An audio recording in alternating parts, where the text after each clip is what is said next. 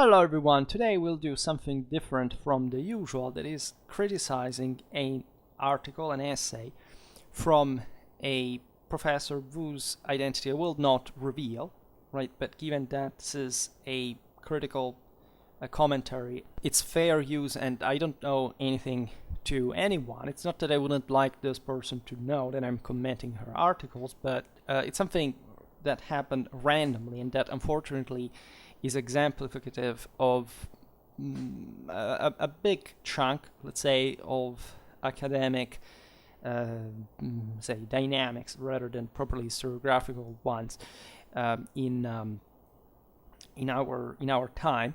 That I know many of you are somewhat passionate about. That is to say, in a negative sense, criticizing effectively the influence of essentially Marxistic ideology in history.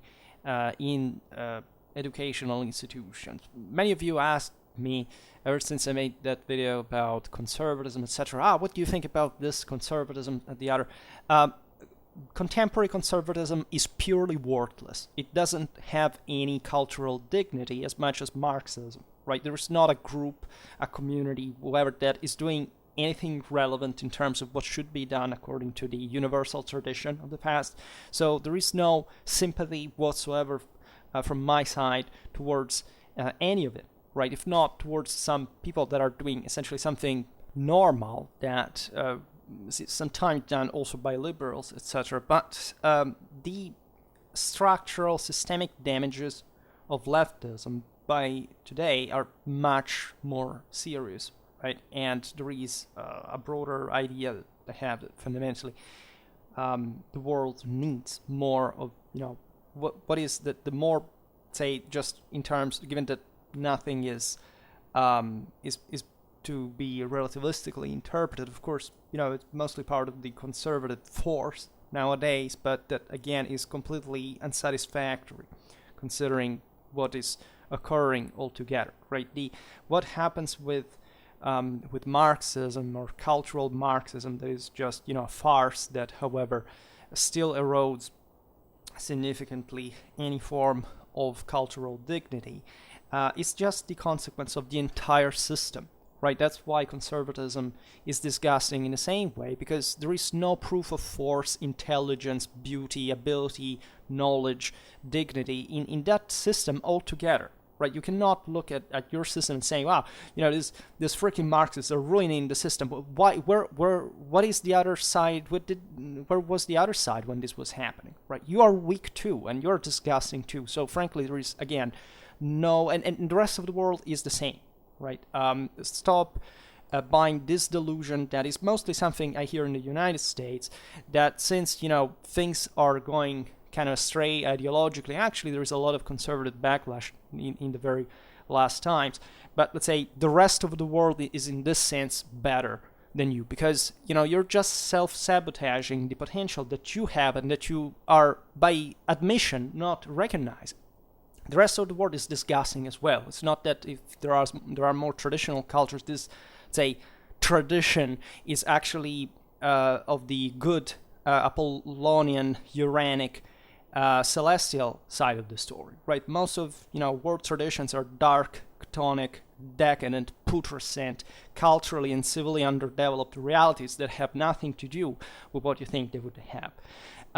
But that's the point. The West still has it in relative terms, in terms of light, and the best we can do for the world is starting exactly where we had stopped at some point, and that was going well, even though we know that the world is doomed, right? All universal tradition talks about this, and so at best we can just belate this, and there are going to be ups and downs, etc., right? But the risk of pretty serious things happening in the world, that also aside from strictly culture, but just as a consequence of it, are, I think, under everybody's eyes, right? Disasters in any form, needless wars, etc., that are just eroding further and also much more consistently than these cultural issues, in a sense, in a mechanic material sense, that still has a weight on the spirit, are unaddressed, right, by the same culture. And this article, this essay,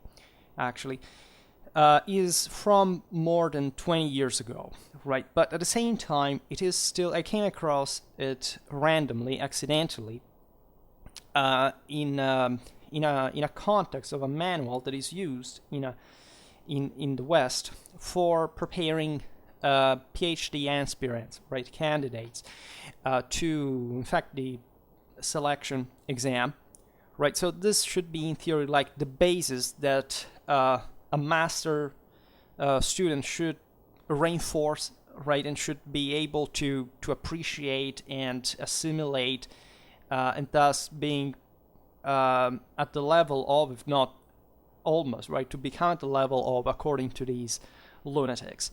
And it all happened, again, randomly. I didn't read the name of the author because it was part of a book that has several authors, some of which are very good, telling you the truth, and may have some still kind of structuralistic tendencies and so on, but that otherwise make important points, right, intelligent points. This one struck me because, I must confess to you that I have a bit of a taste also. In the last years, I've passioned myself about reading different manuals of different authors, different countries, and comparing them, right, to see what effectively we teach kids at university, and what kind of improvement we could have on that side. And the fact that this article is relatively dated doesn't actually mean much. Of course, it comes from a specific time historiographically where basically, as we will see now, it's basically an anti-Christian, but from a properly Marxistic perspective, content, right? And not only, but it basically mixes into it a lot of other things, including paganism, Arianism, Catholicism, Germanism, Romanism, in a sense. And it was written in those times where basically the Germans, and you couldn't use even the term barbarians, that is actually a much more accurate one, because they weren't even just Germans, and just even the Romans didn't intend barbarian in just a rigid and also denigratory way at all, nor it was actually a standard term to define some of these peoples at all either. But basically, you had this was the historiographical background of this mostly leftistic dominated generation, because these are the kids of that were in universities in the 60s, in the 70s, right here in the West.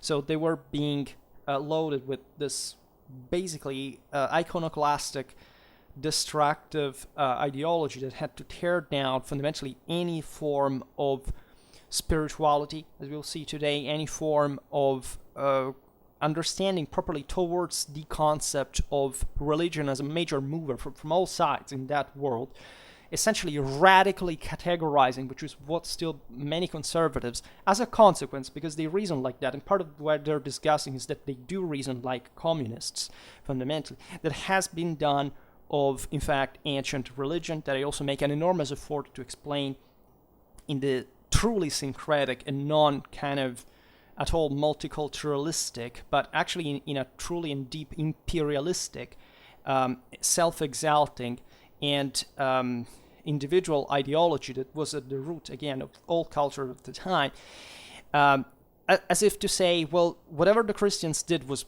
basically horrifying, or they were coming from a background that was not like pure and brave as before, and basically anybody who went against it was kind of rebelling to it, and it doesn't say it, because the article doesn't say it. It didn't succeed at all. This article is also inventing, as we will see, something that, frankly, I don't even understand how it can end up in a manual. That is to say, it traces some dynamics, especially about the 7th century, that I can say, again, as a PhD, as a having studied for many years now, medieval history, in a also kind of in-depth thing, never heard of, right? Especially considering this is a very generalistic and general essay, right? When you say something of this scale, you say, but what are you even talking about? We've never read it anywhere, right? I went to public university, public school.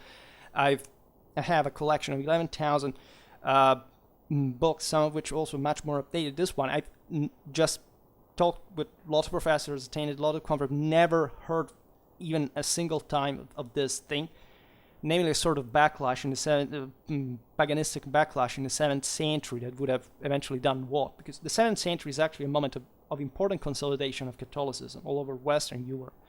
And I don't know where this person is getting with. But aside from it, we will see it now.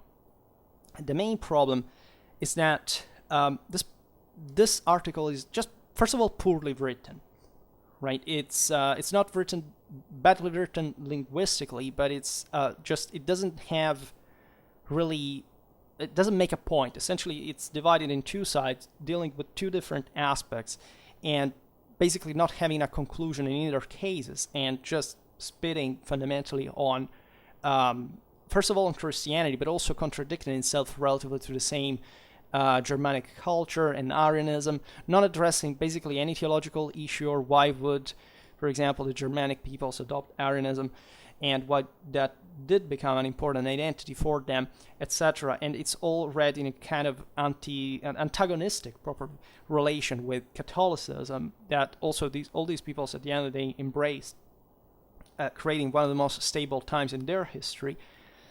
But it's also a subtle article enough to show you how it's easy to fool people about this, because most people are not really able to understand an article like this either, right? This professor now teaches at university, and I didn't know what, again, I've read this essay, I didn't know what the author was and whatever. I finished to read it and said, this person is a communist. I can't easily understand. I looked at the name of the author that I had heard of, but I wasn't sure what the curriculum of this person was. I searched it on the internet. This person teaches social justice, gender theory, and basically her entire, I presume in medieval history still, her entire curriculum since then, I was presuming, because this was already a person writing in an important manual destined again to PhD candidates, for preparing for a solid medieval history base, has been done ever since, right? And so there is also another aspect of this that I wouldn't like to digress in. That is to say, lots of people, unfortunately, still follow my channel because they think that I am some sort of ethno-nationalist, and they don't, of course, even realize that ethno-nationalism is a statalistic, collectivistic ideology that was born in the moment of scientific destruction of the European universal tradition, right? And ever since, essentially, National Socialism, right? As nationalism exists only if it is socialism and vice versa all the time. And basically gather on this channel, just clicking hysterically at, the only thing they watch is Germanic history, right? They're so obsessed, it's plenty of, and migration era in general, right? They maybe have same history of medieval Germany, medieval France, I've done really a lot about the other eras. These people monothematically, maniacally just look exclusively at Germanic history because they have been obsessed since kids that this is fundamentally the narrow horizons to which they have to be to stick with, as if this was anything to be personally proud of. So basically any individual merit destroyed, any, again, worth in terms of self development, improving capacity of, having a diachronic comparative capacity to understand the dimension of cultures, of civilizations, it does not exist.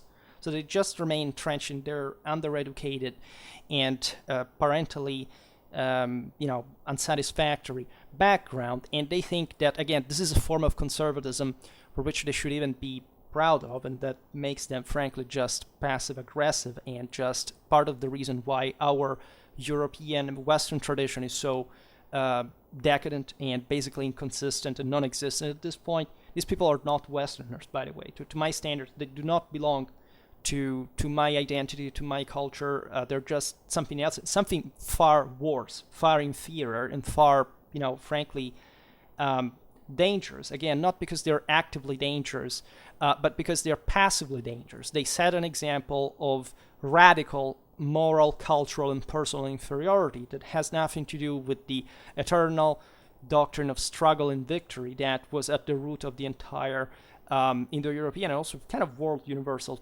tradition, right? And that nobody has ever told them anything about. And so I'm collating lots of people that are just not going to even understand what I'm saying, right? So the first thing, when you come on this channel, don't flatter yourself. This channel is not made for making you feel better, for making you feel special, because first of all, you're not, frankly. But secondly, because there is maybe an opportunity of you understanding that you have to make an effort, right? You have to experience fatigue and difficulty and hardship in order to understand anything, right? And not just watching, 10 minutes of video and thinking that, this video is talking about, this people. You don't even know what I'm talking about in the video, right? It's not intelligent, and frankly, I can do without you.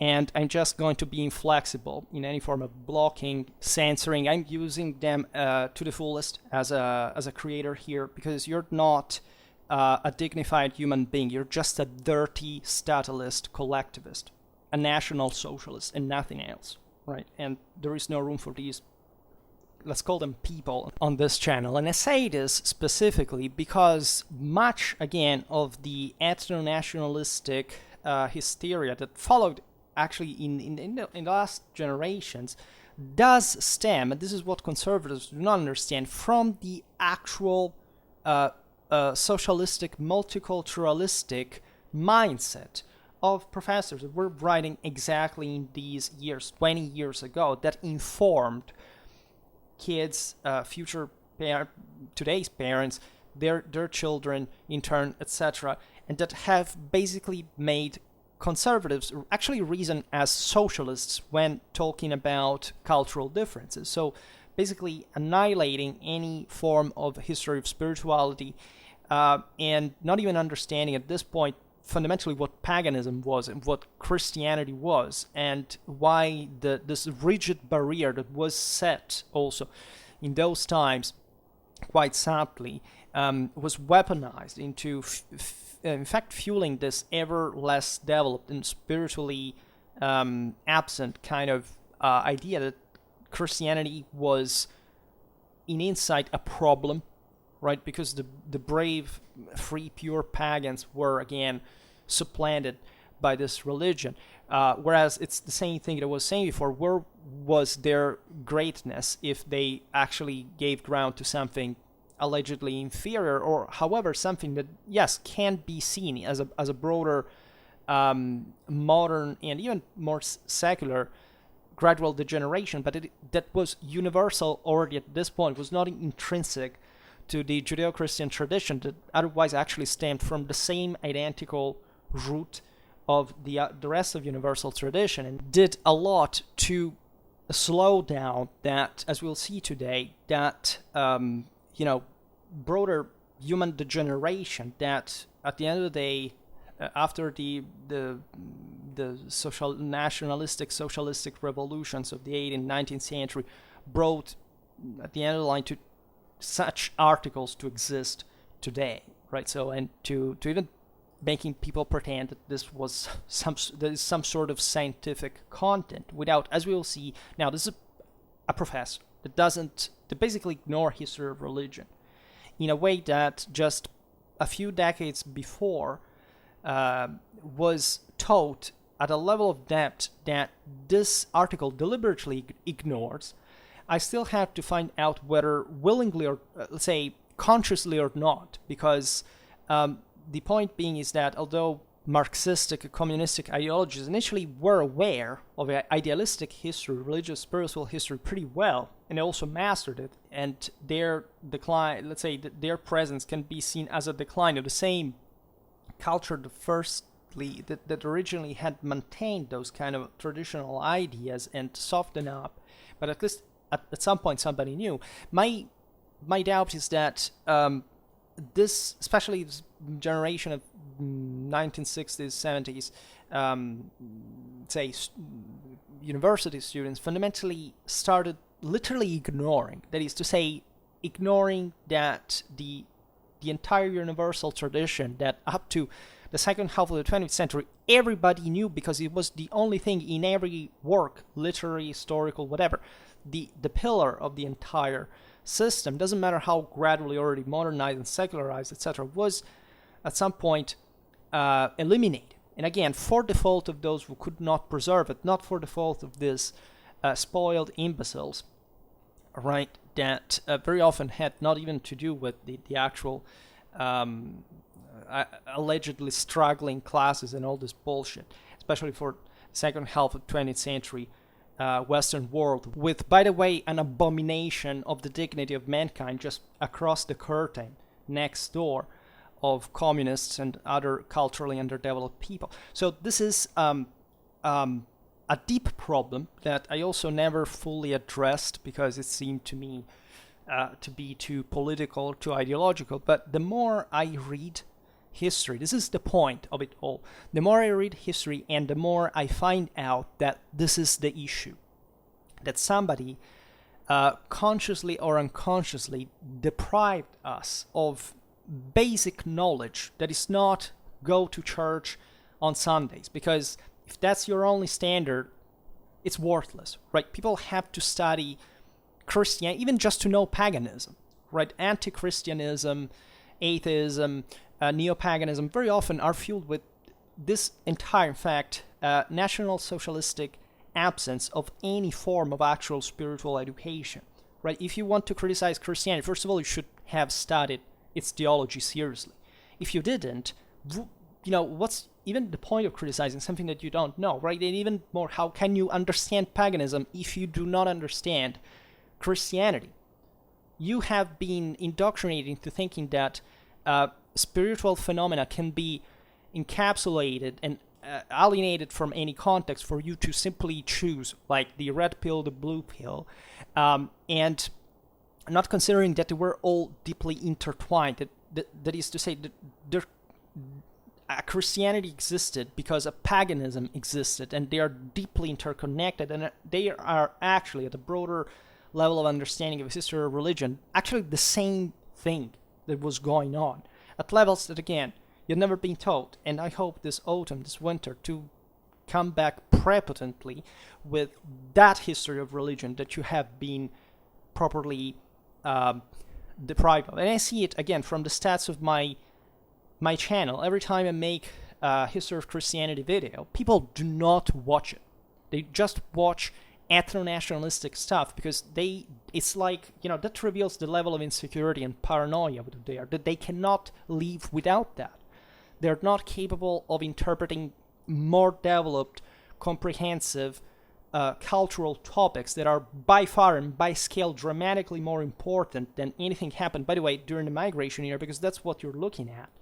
And that you have been obsessed because of a statalistic, collectivistic background, and not because you have any form of historical competence or understanding or, relevance in opinions or whatever. So, again, this channel, I would like it to be like a massive punch in the face to anybody who comes here thinking like that. And I want you to hate this channel. I want you to understand how much you have been belittled as a human being, degraded as a human being, and what has actually been hidden from you. Not the usual conspiracy theories, but what you can simply learn if you had a satisfactory historical education, right? And I can tell you that it happened to me randomly. I had to dig on stuff on my own, and again, not strange hidden stuff, but having just a comprehensive study of history, also from a free background that was not enforcing me on anyone,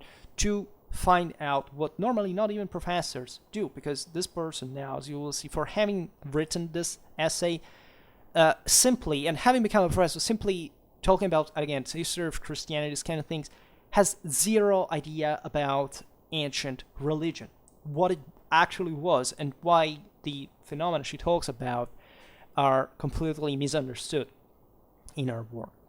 In any case, let's start it finally, but it's an important, a crucial premise, because I'm starting to see kind of a tide pushing within my own content, consumption and subscriptions and so on, that is quite disturbing, and I was expecting, but must be stamped violently and it eradicated from the very start at this moment, because this channel doesn't have to be polluted with culturally inferior people, right? And I say it from the top, again, of the European traditional universal imperial ideology standpoint, and not from whatever you think that the past really was.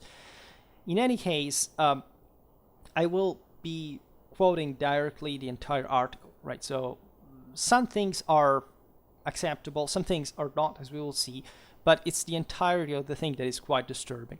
So first of all, this is the kind of crappy title, Paganisms and Christianisms. I will tell you, just this is part of a broader essay. These are kind of paragraphs.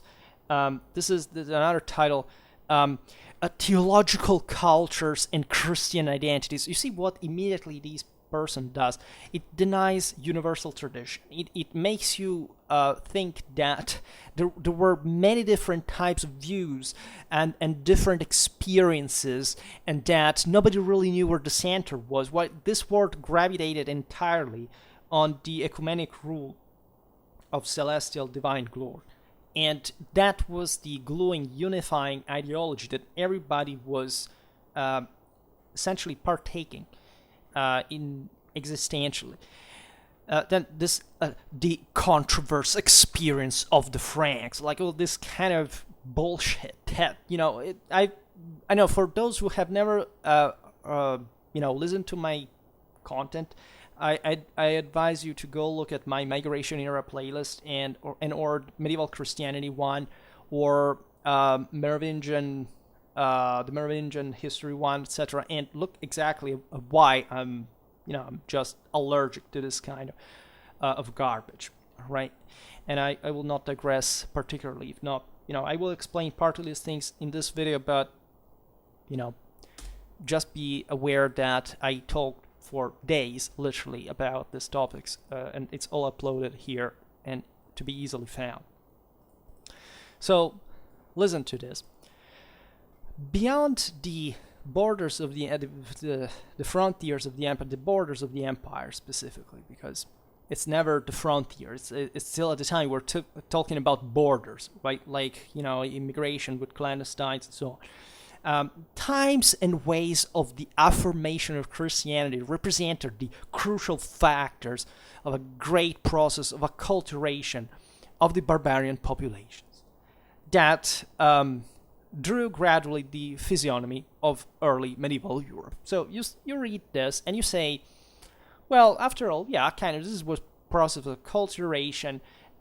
As we know, medieval civilization greatly is what all the others revolved around and were absorbed in. We've seen how, especially the sedentary populations, despite they put themselves in motion again, becoming kind of semi-nomadic like most Germans, but were already kind of Romanized, and they were able to also to enter this broader system that they had shared important ethnic, linguistical, cultural commonalities with, as all Indo-European peoples and so on. In any case, here it says, it wasn't, however, a linear process of a gradual shift of border in the space of conversion. Well, okay, yes, it was not a linear progress, but what are you actually talking about here? Because it was not a linear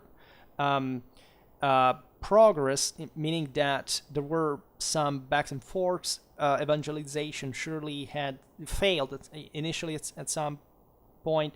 Today she doesn't even talk about this because high medieval examples, especially ones in Scandinavia, are kind of more meaningful, but also in the other direction, because they still are peoples that they kind of self-Christianized, as we will see. That's where she also gets to a certain point. But let's say there was here she denies it was a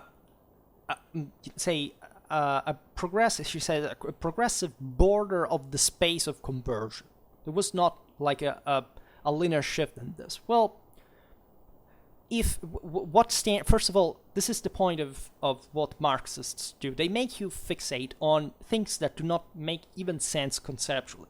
Like here she expressed this concept, but is it a meaningful concept? right? First of all, do we have the historical capacity of saying, well, here we can trace a border by saying that we can't control in the spread of Christianity? Well, kind of Christianity spread, first of all, yes, in a gradual way where there doesn't seem to have been, aside from some exceptions, well, some missionaries arrived in some lands and were expelled, like a true kind of back and forth. Like, these were ideas that spread simply, and that's what a Marxist cannot accept, that these ideas are properly part of a broader moral force and set of values that is already able to frame them. And the saying, here she doesn't touch minimally the problem, in fact, of how would peoples beyond the frontiers of the empire would actually absorb, like in mentally, these kind of religions, right, that already were present in the air, right? And we're talking about many other religions. We know that, the Germanic peoples living at the frontier with Rome also adopted cults from some certain, Gallic, Romano-Gallic cities that were, coming in turn from the east, and it was all this kind of blending of ideas. But the root point is also that Christianity was spreading within an monotheistic de facto theological system that was being developed further together with the autocratization and hierarchization of the empire, and that stemmed essentially, even though its meanings had been kind of partly blended, etc., but they all fit, again, that pre-existing traditional culture where basically symbols, meanings, etc. were pretty much all the same, as we will see now, right? The Roman religion was the same as the Germanic one, and even many things we actually read on the Bible, it's pretty much the same concept, the angelic figures, the centrality of God. Even certain messianic aspects are present in the Bible, just as in the Apollonian traditions, with Balder, for example, and or the idea of self-sacrifice. Of Christ is also Odin actually hangs himself, as you know, to come to the higher level of knowledge. It's a different concept, but it has to do spiritually with the sacrifice of humanity in order to.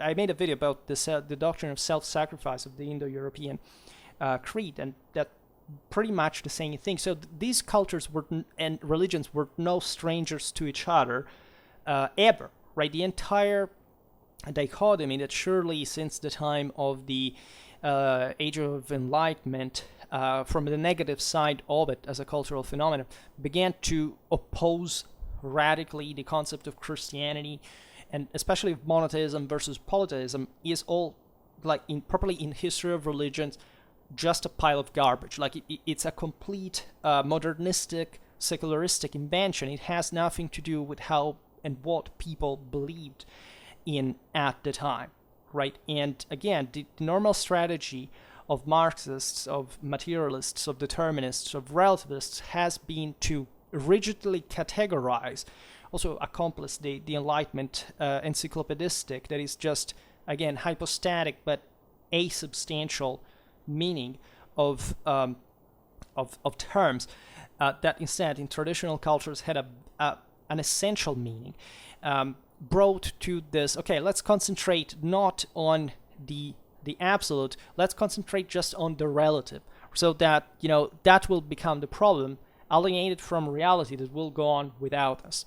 So this idea, the progressive shift in the border of the space of conversion, what the hell does it even mean? Right? Why don't you even explain that? There is not a point here before or after when she explained that. It doesn't mean anything. It's just mental masturbation, right? For essentially making you think that this is a deep concept and it doesn't actually contain any information. That's how they trick you. And then it says, for a long time instead, the spread of Christianity was interpreted in a confessional, evolutionist, and triumphalistic perspective, right? In this sense, the phenomena of Christianization were presented as source of radical and definitive changes in the Germanic societies, considered as rough and primitives, and as a generator of a progress in all the fields compare the previous use and pagan and tribal customs.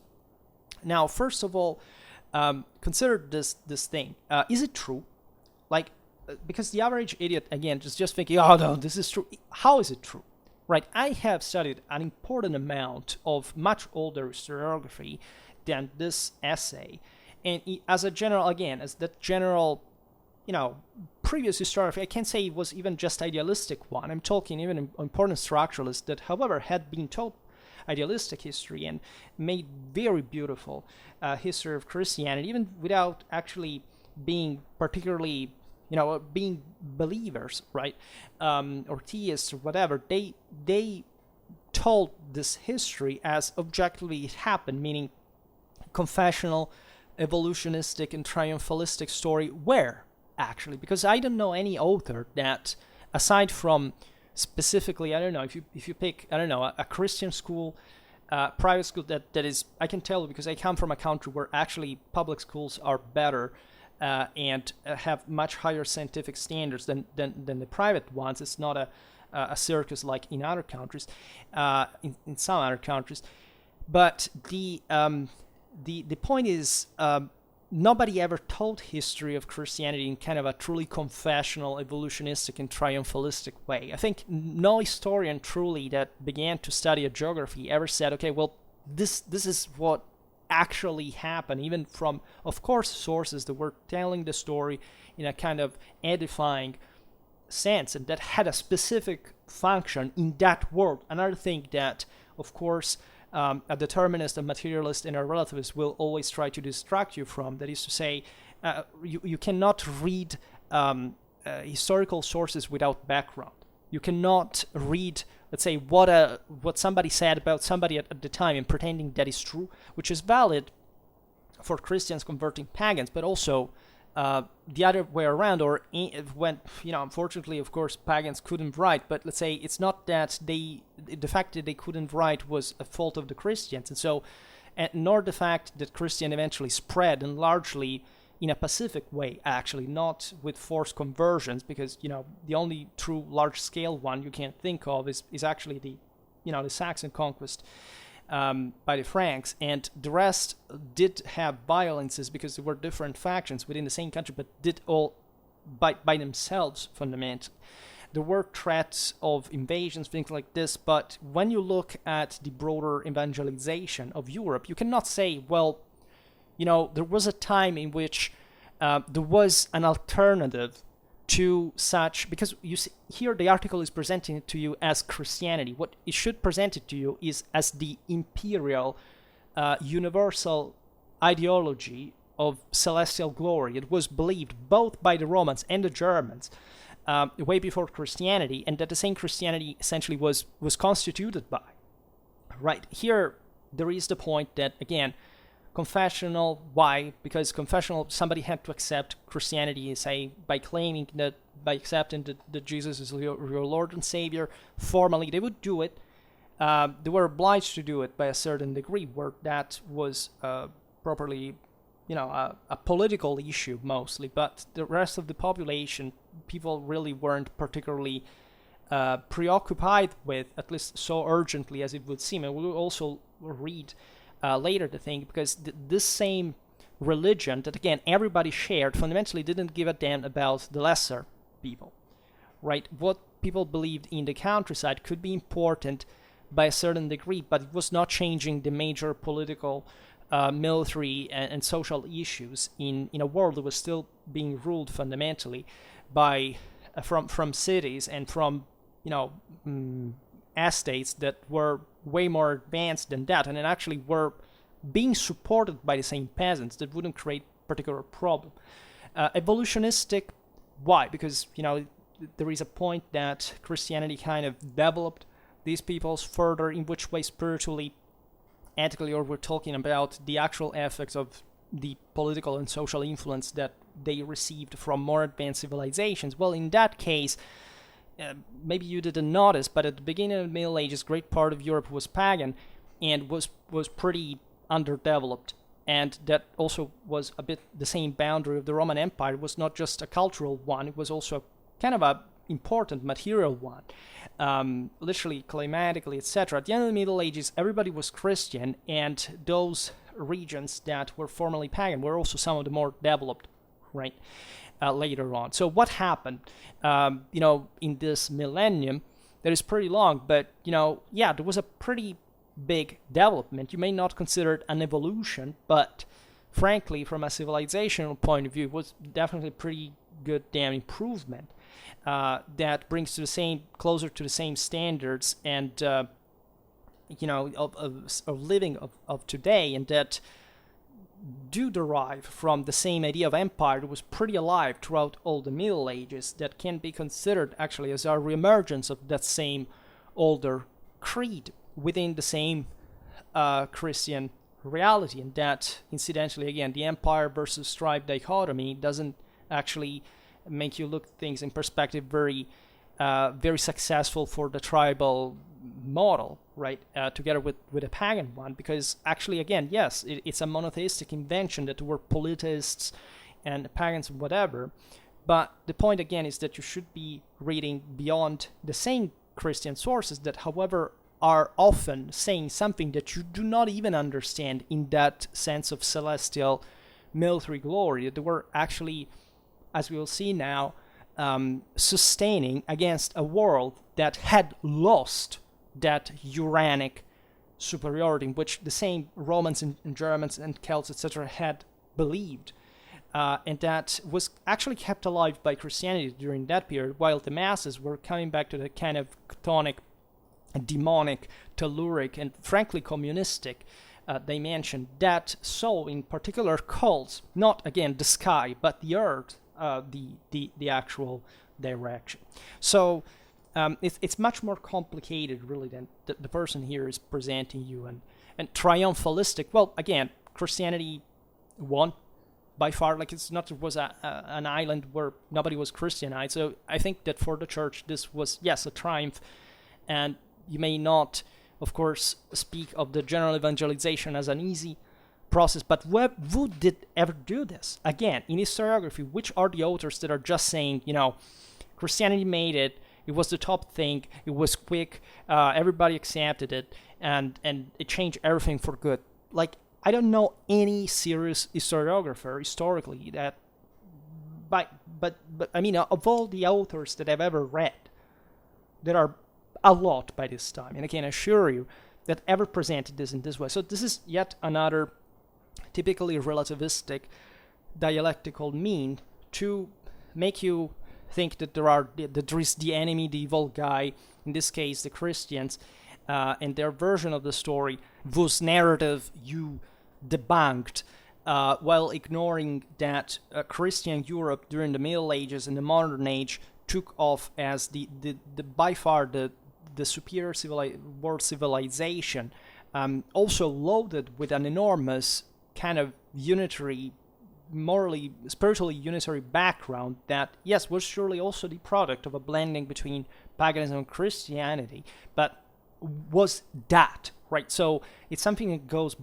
very far in perspective compared to just talking, as you will see now, the late antique and early Middle Ages, that you're not even actually describing correctly, as we will see now, because there are pretty, atrocious mistakes. Like, even a person, actually the first year of university, reads in manuals that what this person is talking about did not exist. Again, this is not a pro-Christian narrative. This is how you fortunately learn about medieval history, in spite of all the broader problems, but correctly in pretty much all universities in the Western world today, right? And the rest of this manual actually is written by good, insightful, also atheists, also liberal people that are simply talking science, not talking about this bullshit.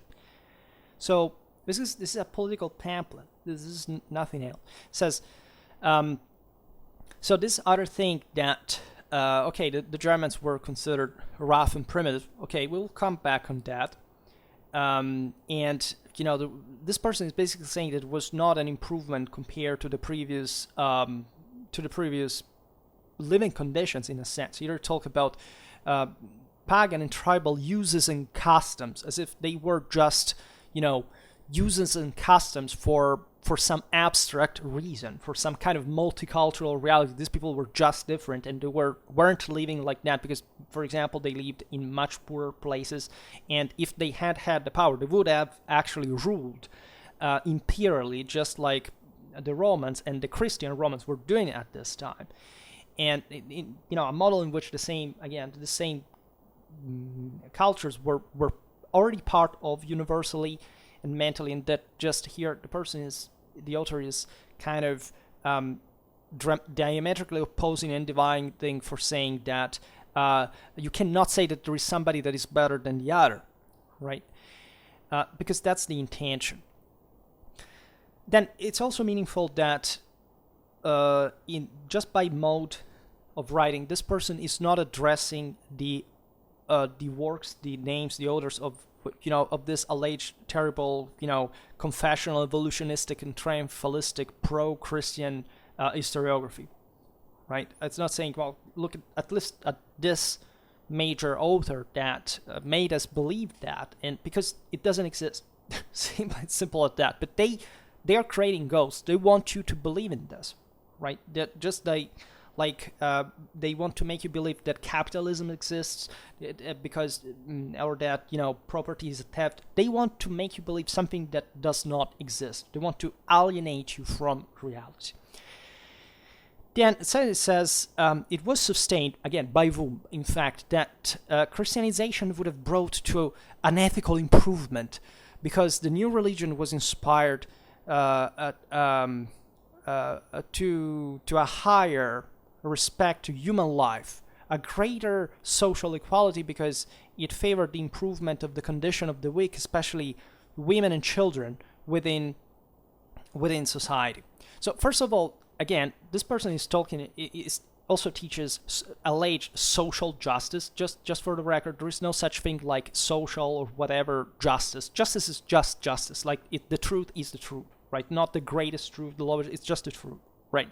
So this person is actually, again, as many historiographers of exactly those years, essentially demonizing Christianity simply for spreading concepts that here she doesn't even mention, again, that would have been fake, socially equitable, as they say today, which is a terrifying definition, as if, it was a fraud, or this concept did not exist. Well, I think that teaching that a slave is a human being, for example, is where you want to start from, even as a kind of classically liberal point of the story that you don't even mention, because this is what actually the thing does. It's not that Christian communities abandoned slavery right away, but definitely the condition did improve significantly throughout the Middle Ages, and I also made a video explaining how exactly the early Middle Ages, this terrible of alleged Christian spread and oppression, exactly, I was talking about the Longobards in the 8th, 7th century, that happened exactly in those moments that, as we'll see, according to this person, was kind of a pagan backlash or whatever, that, again, also didn't really exist at all. Again,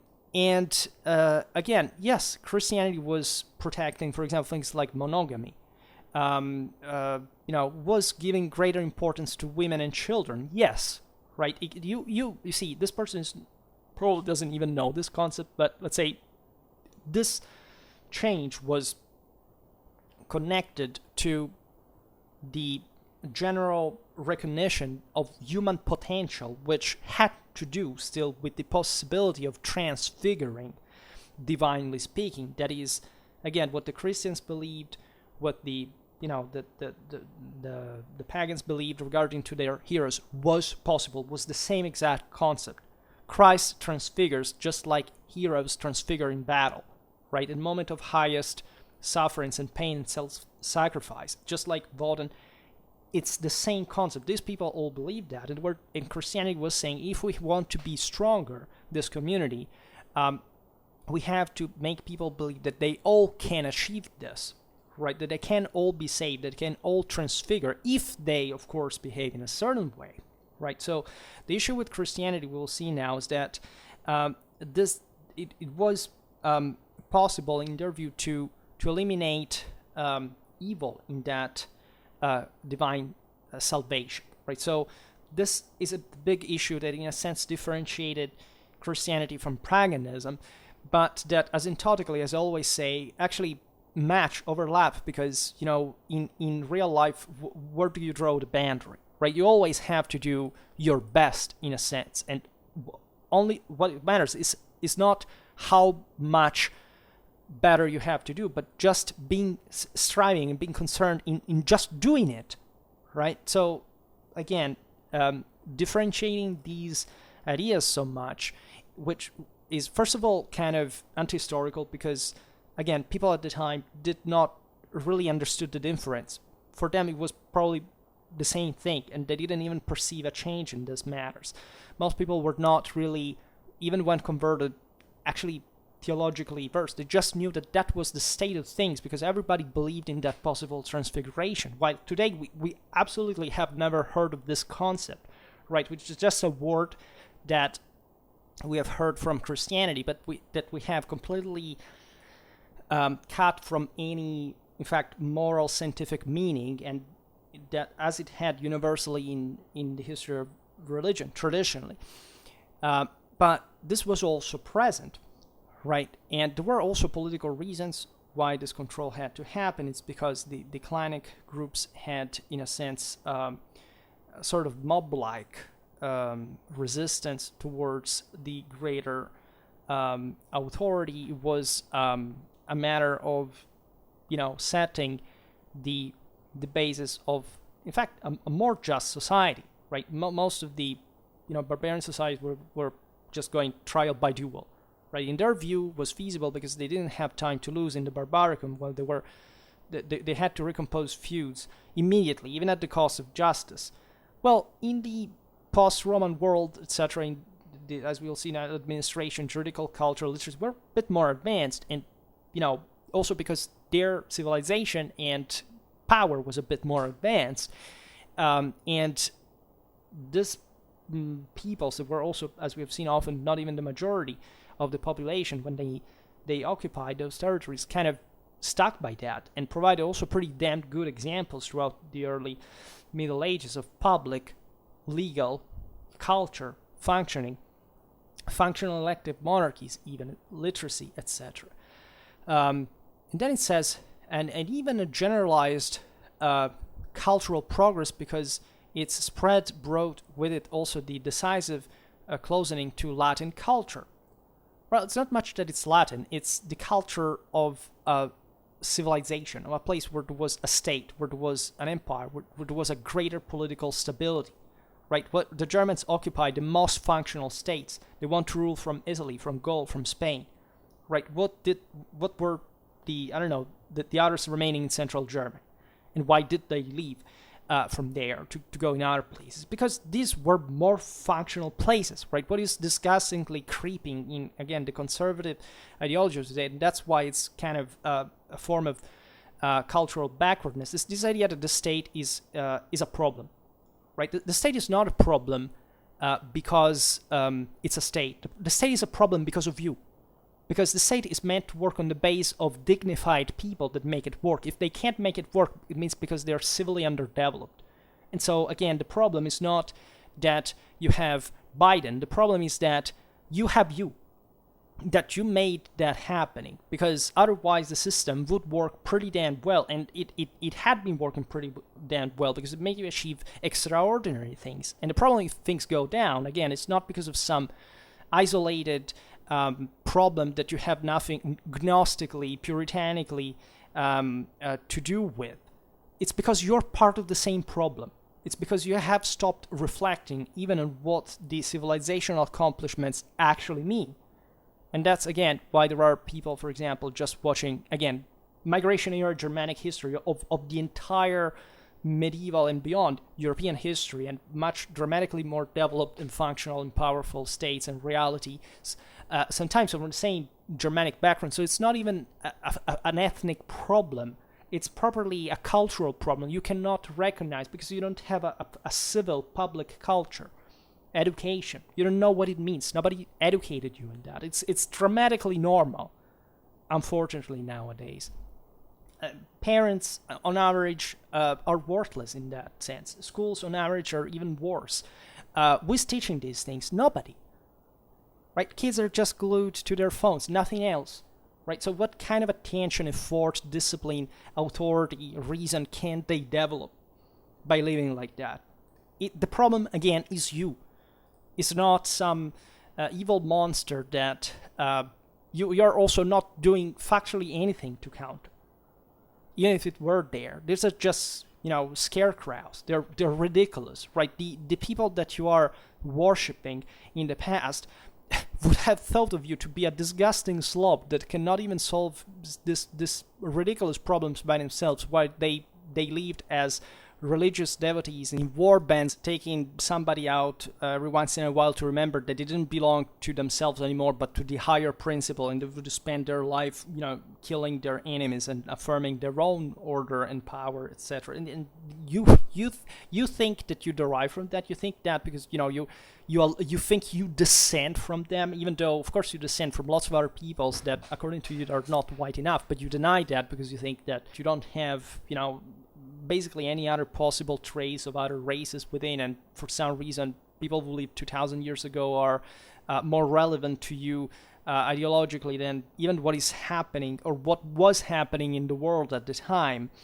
For you to give meaning to yourself today and to those things today, no. What you mean is, the most important thing to you is that you think that you're special because you're of a specific skin color. The same goes for all other races, right? I'm just talking about whites as me because I realized that it's a circus. It's ridiculous. It's like coping with children. That is all what made us powerful and ruling the world. And everything you completely ignore because you think it just takes to be of a specific skin pigmentation.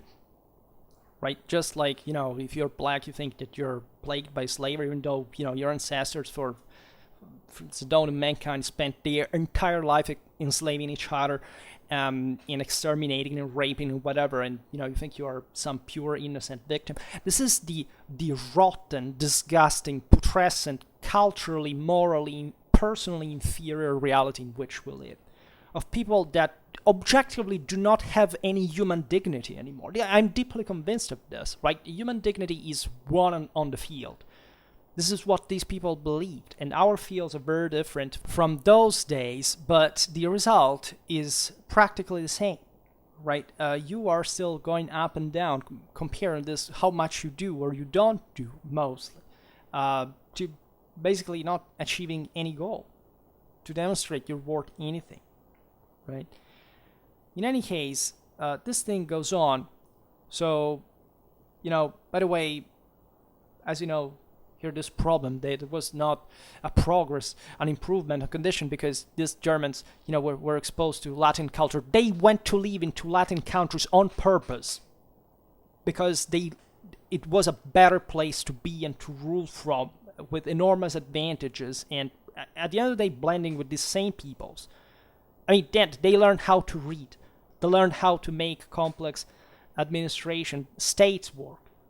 For goodness sake, this is not a progress, right? Because interestingly enough, even if you look at the boundaries of Christianization and paganism, you realize that places like Gaul, Italy, Spain, etc., were these Romano-Germanic kingdoms were powers at the time, and there weren't powers like in Central Europe, where paganism was basically prevalent until Christianization. So how can't you actually see the divide? This is, again, what many conservatives do not accept. They want to say that Tacitus was just making propaganda, saying that, according to them, that have not even read Tacitus, Germany was a wasteland, or that Vikings were not so, it's all those damn monks that described them as monsters, because otherwise they were kind of better and also living better than those,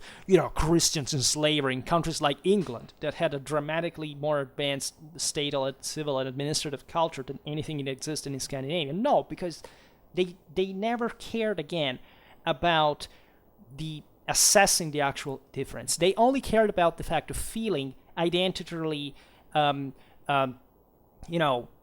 worshipped, appreciated. It's a form of narcissism, and that's exactly what Marxism wants to make you feel like. Because again, Marxism does make leverage on ethno-nationalism to make people also pretending that they are just special, even though they don't have to prove they are, or that to have had any accomplishment, or to, feel criticized. Safe spaces, whatever. Doesn't remember you something? Many conservatives, alt-righters that are actual, again, national socialists, statalist collectivists, are doing the same thing. And the reason why they exist and these movements are so large is also because Marxism wanted them to exist in order to reinforce its own position from the other side. It is actually the same, because it's aimed at crushing civilization. It's aimed at removing cultural power, beauty, intelligence, reason, force, authority, discipline.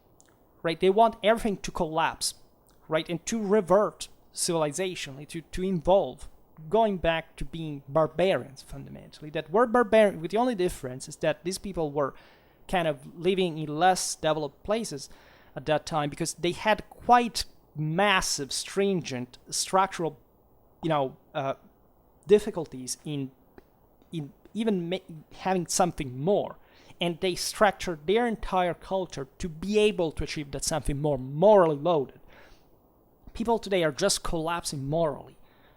This has nothing to do with freedom, force, whatever. In case you didn't notice, the world was not ruled by a bunch of scattered tribes. The world was ruled by empires, by states, historically. That's where power came from. That's where civilization came from. Why?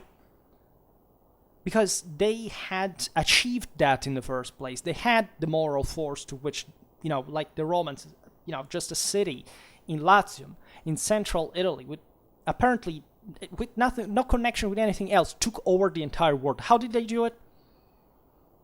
So the materialist, relativist, determinist, Marxist, but also alt-righter would say, oh, no, because the Romans had technology, because they had, they were rich. No, it's because they were morally superior.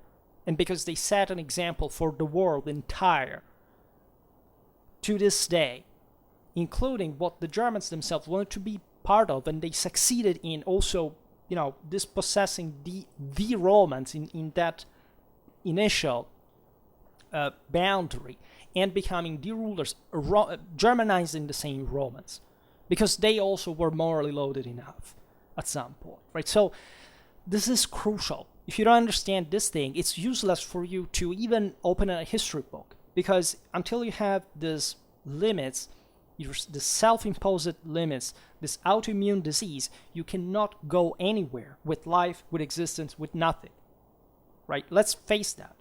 None of education founded on this basis has any worth, any value. Degrees, PhDs, zero, right? If you believe in these things, you have just failed as a human being. And that's where this concept is entirely what those universal traditions were based on. You have to do something. You have to prove to be something. You're not special just because you breathe. You're not, and you never will with this attitude. So this thing goes on. According to such presuppositions, thus, the spread of Christianity would have constituted a fundamental factor of civilization, thanks to the irresistible force of a new faith that appeared in itself provided with a capacity of bringing down any obstacle and to modifying for a long time, for good, every different mentality. Again, I don't understand where this person is getting this alleged historiographical idea from, right? I don't know any historian, the ones I studied, that basically attributed solely to Christianity the civilization of Europe. Not one, right? Everybody knows that Christianity was massively Romanized, that it came from massively developed cultural backgrounds, that it was just something else and a force within itself that surely permeated the entire thing, but that also overlapped with other ideas and hierarchies and actual power. So this person is doing everything to say somebody believed not just that Christianity was the reason why those civilizations were advanced, but that it's false to pretend that wherever Christianity came from, also other civilization was coming from. And this is the most dangerous idea. You see how they do it. They simply do it by indirectly, by distracting you about the fact that it was not just about Christianity, in fact, and by saying somebody else said it.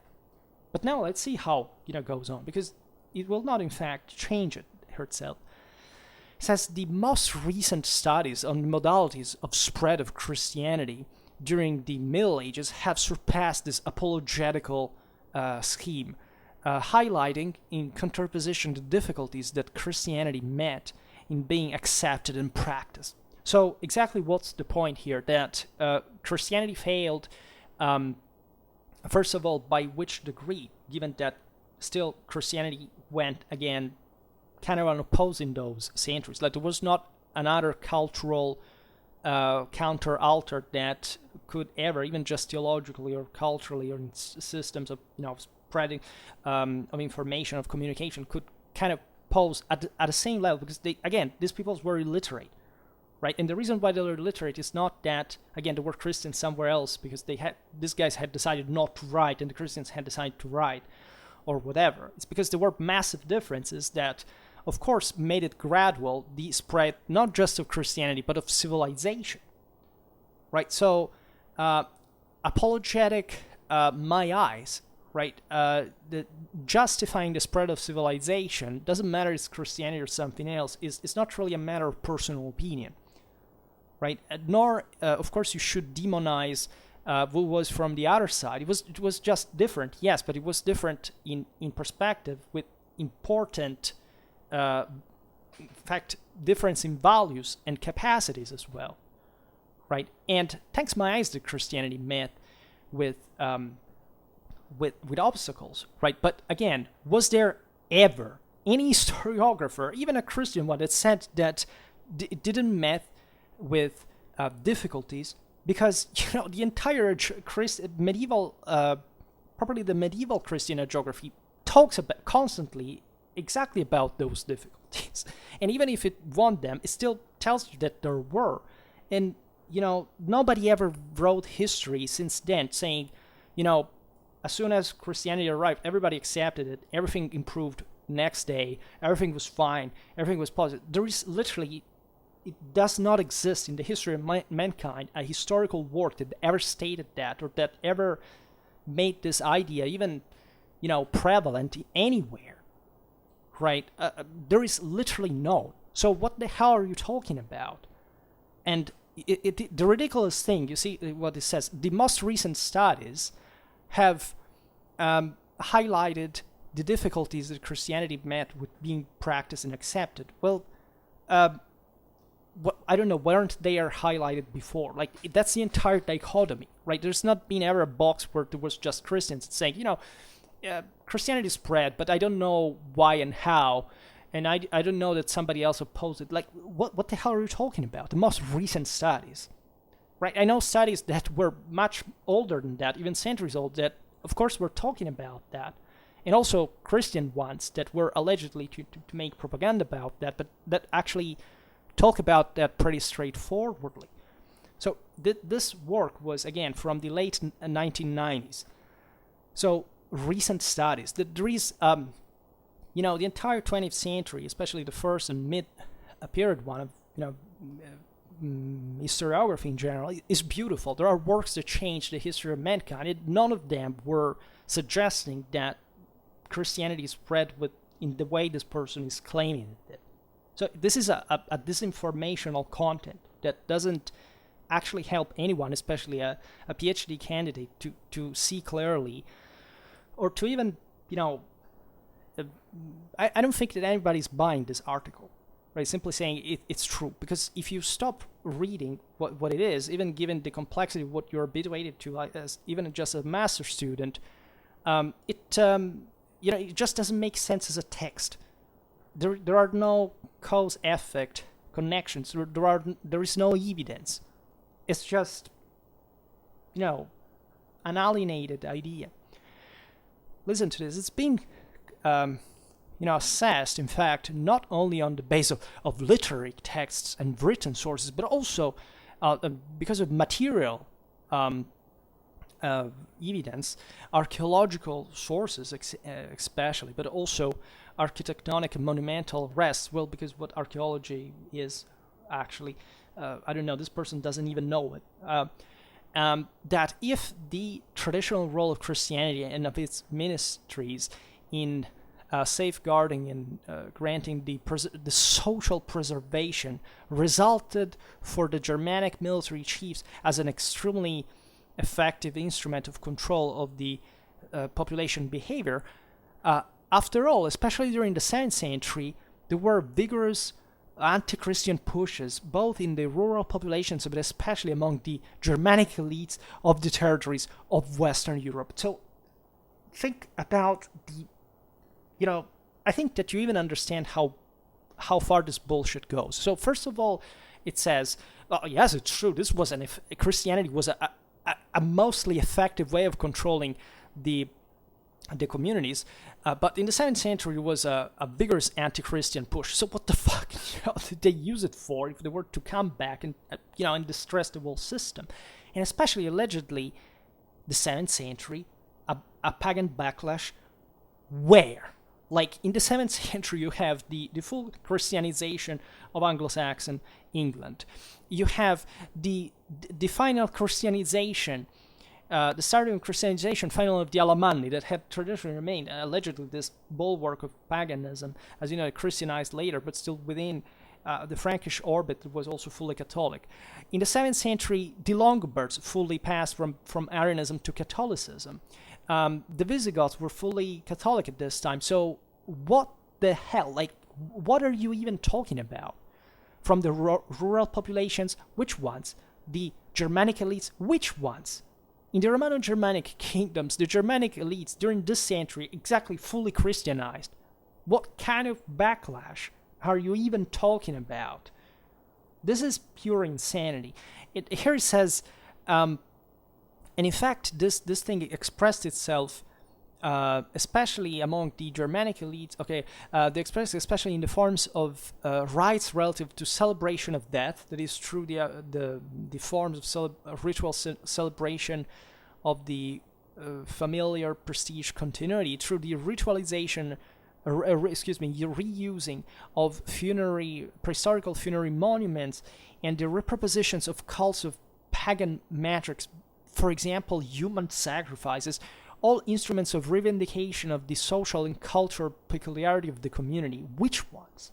The only case of human sacrifice that I remember in the early 7th century, by the way, that the popes were complaining about was for the Franks, that are recorded once, right? This is just the popes complaining that the Franks were carrying out still human sacrifices by the beginning of the 7th century, which is normal because the Franks had been quick to convert to Catholicism, but still, they control a very wide area, and some also at the borders with the East, it was not fully Christianized.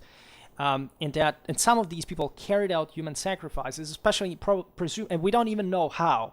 By the way, the human sacrifice in this sense was probably the the usual some kind of ritual extermination of prisoners, something like that. Consider again, this was again cultures that used slavery continuously, for which these people could be killed, like a slave could be killed. So it was not strange just to kill people in the first place in some kind of legal ritualized ways. And we're talking about the beginning of the 7th century, and it's not that you remember. Like, it's not, there is any source that says in the 7th century the Frankish war was a pagan backlash for which people began to start making human sacrifices. What the hell are you talking about? Right? This is just, that's just a note that if you don't hear for the 6th centuries, because, people didn't, first of all, it's rare to find any information like this, if you know early medieval sources kind of patterns. But secondly, they wouldn't even have a problem. Like, on the contrary, the fact that by the 7th century somebody said that about, especially the Pope, about a transalpine reality, is just actually witnessing the fact that there had been a major, Christianization process for which somebody was saying, well, these people still make human sacrifice, and still in the ways that we normally talk about.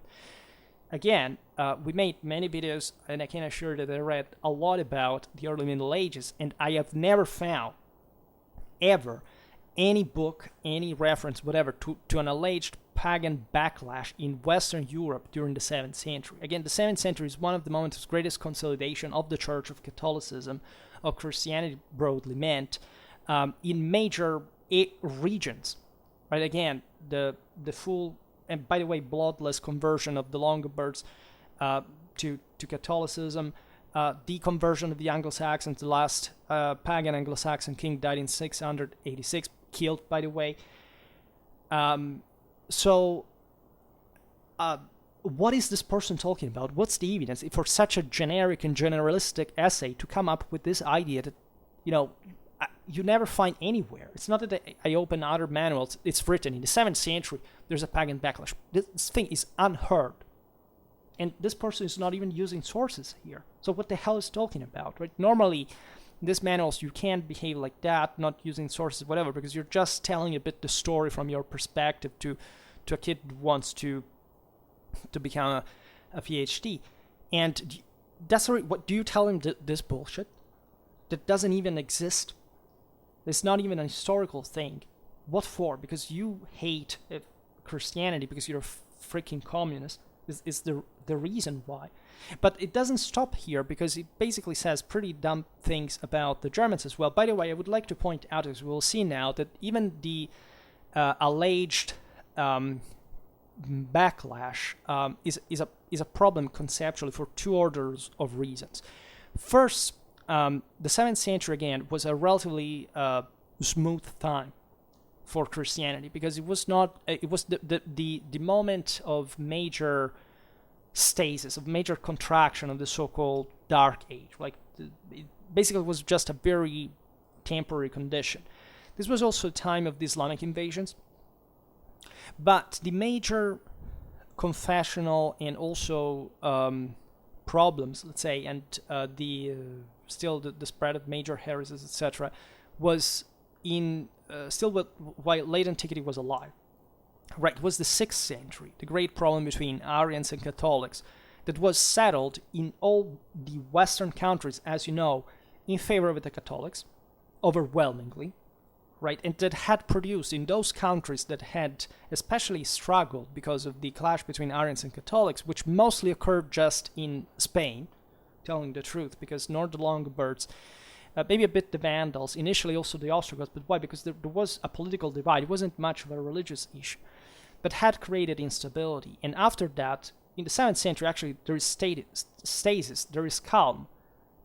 Even more, when there were still some islands of Arianism, like for example, among the Longobards, when the Byzantines were coming out with their heresies at court to try to save the the rebellious eastern provinces, etc., the Arians stood with the Roman Church all the freaking time. The West displayed an incredible doctrinal unity in the face of those bizarre ideas like monophysitism, the Tricapitolin schism, monoenergism, monotelitism. So, first of all, that. Secondly, Spain, for example, the Visigothic monarchy was destroyed by the clashes between the Arians and the Catholics, that were also, again, much more political issues. Nobody, like, as a broader historical, political force in the 7th century, was any way to revert to Arianism. Everywhere in Western Europe, this thing had basically died.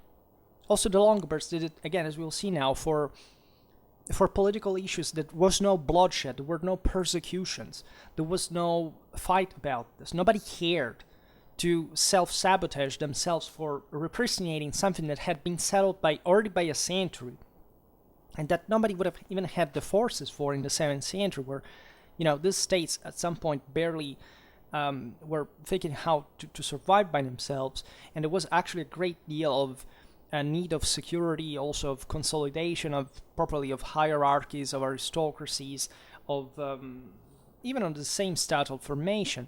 So, just by anybody who has at least a first year university first year manualistic knowledge of medieval history perfectly knows that the age of resistance against Christianization was over by far in these countries where they were the actually Christian one, and also the rural populations, which backlashes. Because, if you're talking about resistance to somebody that was trying to change some rights where the church was actually penetrating these worlds also rurally at that point, as it was happening too, because the countryside has become important. This is not like a coming back as this person is presenting here, or a backlash. It was just, somebody saying, but why do I have to do this if up to yesterday I've always been down this? And the interesting thing that also this author recognizes is that these people still believed to be Christians, albeit still making those pagan sacrifices. So there was the way this person is presenting this is some sort of, somebody decided to be pagan again in these worlds, in the elites, by the way. It's incredible that we're exactly known for being conforming to the Roman Catholic order exactly in that year, finally, homogeneously all over Western Europe. Where did this person draw this information from? How it's ridiculous, it's anti-historical, it's incoherent. You just said that it was a most effective way for this Germanic military leaders to control their people, their communities effectively. What do? They go back, right? Even assuming that this person maybe is talking about, I don't know, some resistance that existed from people that had not Christianized yet, or at least that had not uniformed its customs to the to some homogeneous kind of standard Christian rituals by this time as a form of affirmation, maybe of the kings over the nobility. There could be some form of backlash, but it's not registered in any kind of organized, factionally political form, right? All the elites in the Romano-Germanic kingdoms at this point were essentially, maybe the only exception is Anglo-Saxon England, that was yet to be successfully Christianized within probably the 7th century. But speaking about Gaul, Spain, Italy, essentially the majority of European population at the time, there is no trace of this. So what is this person even talking about? It's a mystery. And this thing that this resistance expressed in the forms of the rites relative to celebration of that, reusing prehistorical funerary monuments, like in which contexts? The most powerful people lived essentially in communities that were Christianized because the same background was Christian from century. Cities, dioceses. It's true that there were aristocrats that lived largely in the countryside, especially in Francia, right?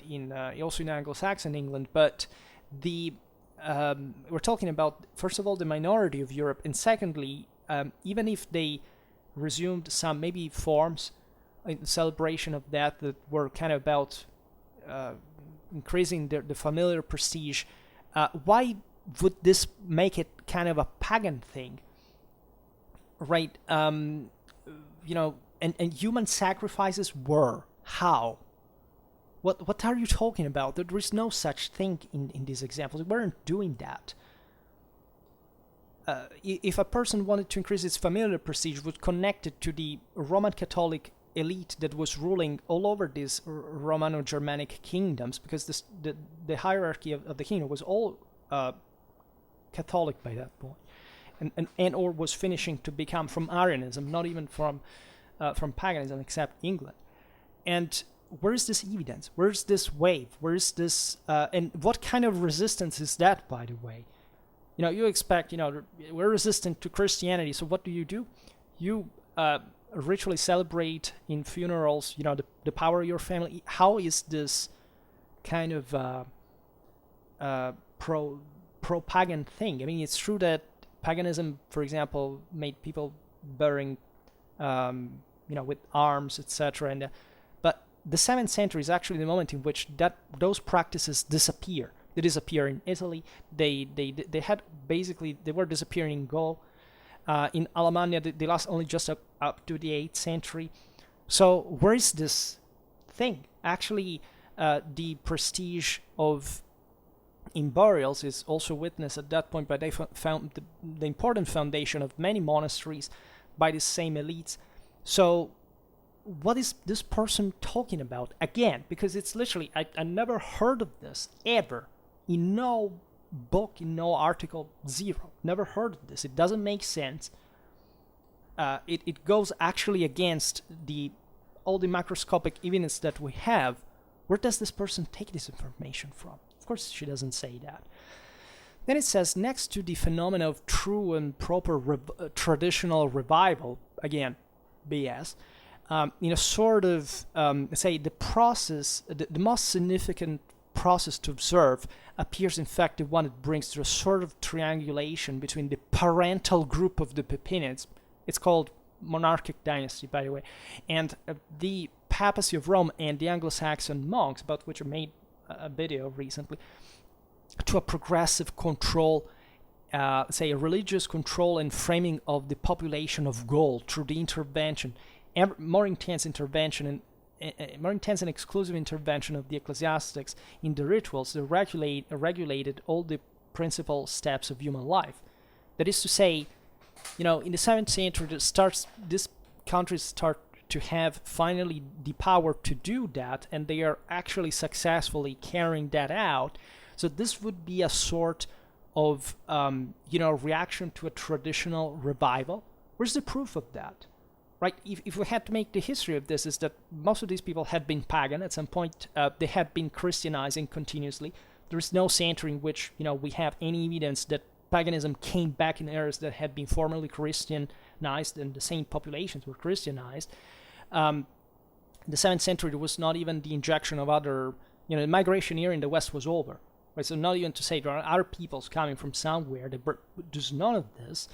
The 7th century brings actually the Roman Church to carry out also, yes, with the Merovingians, the Pepinids, but Merovingians also before the Pepinids, by the way. So I don't know why even she's talking about the 7th century, because this is mostly happening in the 8th, right? And she may maybe say that it says next to this phenomenon of a revival tradition, so it's not even talking, it happened later. Right, it's not even making this account. She doesn't even properly know the history of this. She's not making it a consequentiality. She says that it was happening in parallel. What the frick are you? What are you talking about?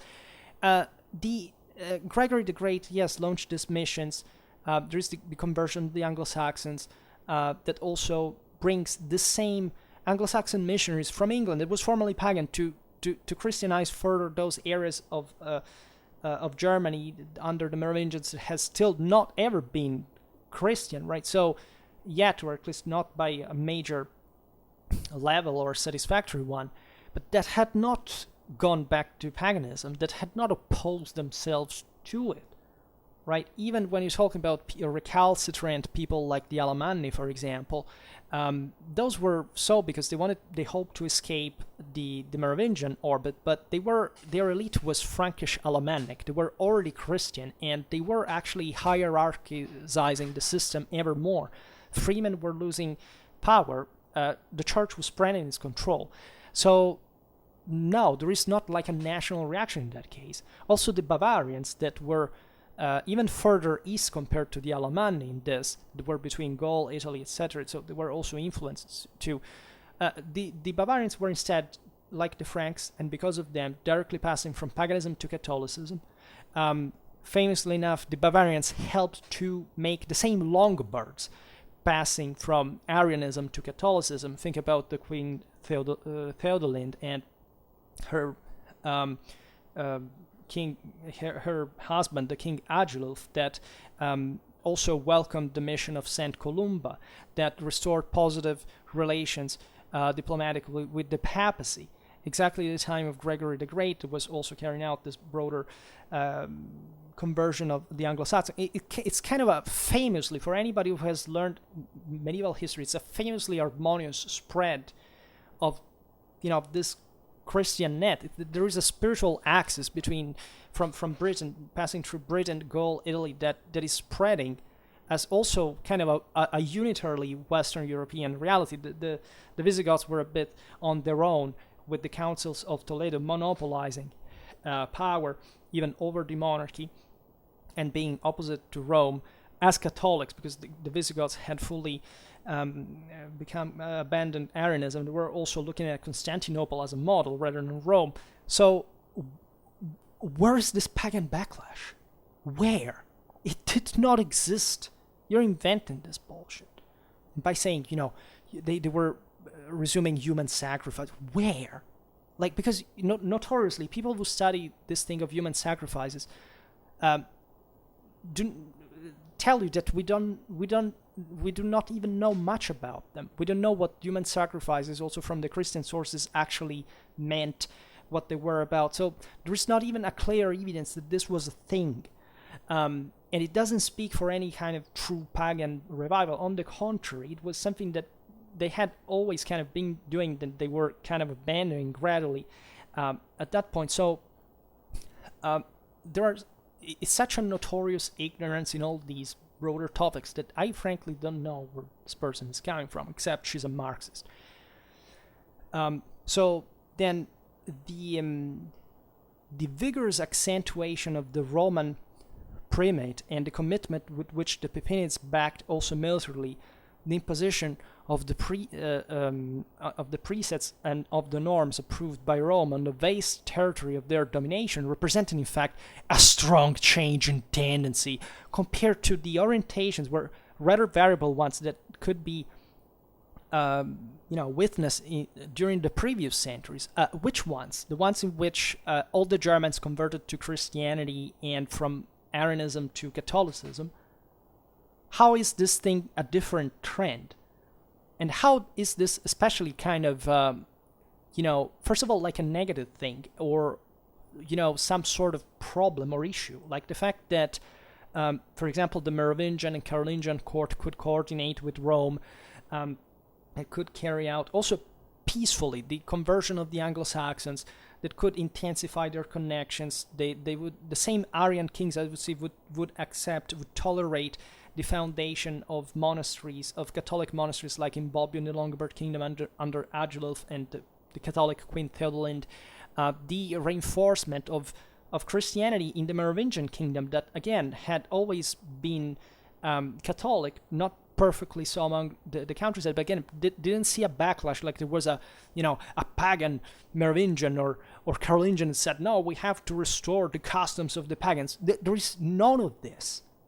And it's historiographically notorious, because historiography works on the sources, and no source, if there had been an event of this kind, and this pagan backlash had been any meaningful, it would have struck, it would have at least been used also by the same Roman Church to say, okay, there's a bunch of bastards who want to bring things back. It did not happen. And again, we don't understand what are the different orientations that happened in the previous centuries. Most Germans were already kind of buying Arianism before they were entering the Roman Empire. They settled the Roman Empire. There was never even a clash between pagans and Christians. It was just a clash between Arians and Catholics for eminently political reasons.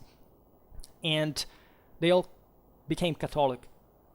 And in the 7th century, everybody was becoming fully Catholic if there was any residual form of Arianism.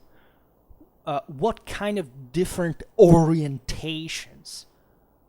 You see, even the language here, there was a strong change of tendency compared to the rather variable orientation. What the fuck does that even mean? How do you even write? This is what triggers me. I mean, you say stupid things, and plus you try to that are wrong, that are false, that are unevidence. You don't give any background. You're inventing this, frankly. And you try to even make it more linguistically sophisticated, just to say, I have nothing but, a complex syntax that doesn't basically get anywhere, right? That's what I cannot accept. And listen how they they fool you. Thus, a discontinuity. Where? You just decided by yourself that it is. You haven't convinced me. You didn't even provide me with a single evidence of what you're talking about. You're making wrong, illogical connections. What does have to do the triangulation of the Carolingians, the Anglo-Saxon mission, and the Roman papacy with the alleged presence of some kind of traditional revival? Even if it was true, even if there was some study that says, maybe in this province we can see here from this local place that I don't know, there was I don't know, some local chieftain who was more ambiguous Christianly speaking. There, first of all, it's just implausible as a context, even just in the diachronic possibility of documenting it. And secondly, it's just not a major scale phenomenon. It's not a majority phenomenon. It's not that there is a specific country in here that is remembered for having revived paganism. There was just paganism in areas that were gradually Christianizing from centuries, and also at this point there was a better coordination for Christianizing them further. That's it. Where's the evidence of an inversion of this trend? Or that here the Rome, the papacy, or the Anglo-Saxons were doing something so they were hurrying for, stemming this traditional revival. There is no single evidence of any of this. You see, what's important here is that the educational structures and the political dominations, etc., were all Christian. Right? So there was not an alternative model to this. We don't have historically the evidence of somebody that, aside from saying, I don't know, I want to keep sacrificing to or worshipping to a certain deity, to this altar, this tree, etc., had any kind of development from that, and or intensification of pagan beliefs that were used to provide with an alternative with the Christian kingdoms that rule at the time. From within them, there is not, right? At best, you have newly, say, peoples that had never been Christianized, and that were still in contact with the Christian countries, and they had Christians within them, but at some point they were invaded by, say, the Franks, like with the Saxons, for example, that also were kind of harassing the Franks since centuries by raiding the Rhineland continuously. And the Carolingians invaded them, and these peoples kind of rallied, among the other things that were all obviously connected to their own independence, to their traditional cult. More than that, there is no such thing like any kind of resistance to Christianity. If not an inertia, but not an intensification or the structuring of an anti-Christian alternative at this time, because we are very far. It never happened, right? There was never a thing like this happened from within the Roman Empire. In the Roman Empire was a clash between, let's say, a resistance from the pagan side at some point, but by the time the Germans came in, they had already Arianized, and so yes, most of them were still pagan. And you can see maybe in Arianism some kind of continuation, partly of that ambiguity, as we will see now. But again, by the 6th century, this ends. By the 7th century, Arians were just like the name of political factions at court that didn't even discuss theology. And the only example is the Longobards, that also kind of fully Catholicized by the end of the century. Same goes even for the Anglo-Saxons that were Christianized throughout the entire 7th century for good, and without bloodshed, anybody invading them or anything. So, again, what the hell is this person talking about? So, a discontinuity does, yes, a great discontinuity. The inverted image, that of the triumphal progress of the church, in spite of the vigorous resistance of the pagans, resulted from the too literal acceptation from the side of the historians of the triumphalistic and propagandistic attitude of the same early medieval sources produced by clergymen, that of the evangelization and of the Christianization, that you don't understand what's the difference, by the way, had been the direct protagonists or the direct descendants. Again, who does this person believe to be? Like, which historians picked, I don't know, a 7th century hagiographic source and said, it must have happened like... I frankly even know some hagiographic sources from those times. They don't absolutely speak of a triumphalistic progress of the church as a major full homogenization of Christianity or reform, simply because, first of all, the hagiographic models were quite different from that, and they had been designed exactly, if this person had ever studied them, by the papacy to spread in realities that exactly like the rural ones, where Christianity had to be adopted more gradually and with greater care. I made a video about Gregory the Great of St. Equitius that talks exactly about this. I mean, anybody who has studied Benedictine history knows that exemplum that the community had to provide also to the pagans without converting them forcibly, like missionaries, etc., was fundamental for the Christianization of the rural, of the countryside. I mean, it's just a massive part of European civilization and tradition and history. And these sources also present pagan resistance. Sometimes, who are the historians that this person can dare to say, they were just a bunch of imbeciles who copied what the 7th century hagiographic sources were saying, even assuming that they had said what she thinks in terms of this triumphal progress of the church, and passively and elaborated, again, this mysterious historiography that nobody has ever heard of, and this person is so intelligent and smart because the most updated studies a few years before told that this is not really the truth. This is the entire Marxist delusion. This is basically fabricating an alternative view of reality that never existed, that has nothing even to do with ideology. You see what this person is doing?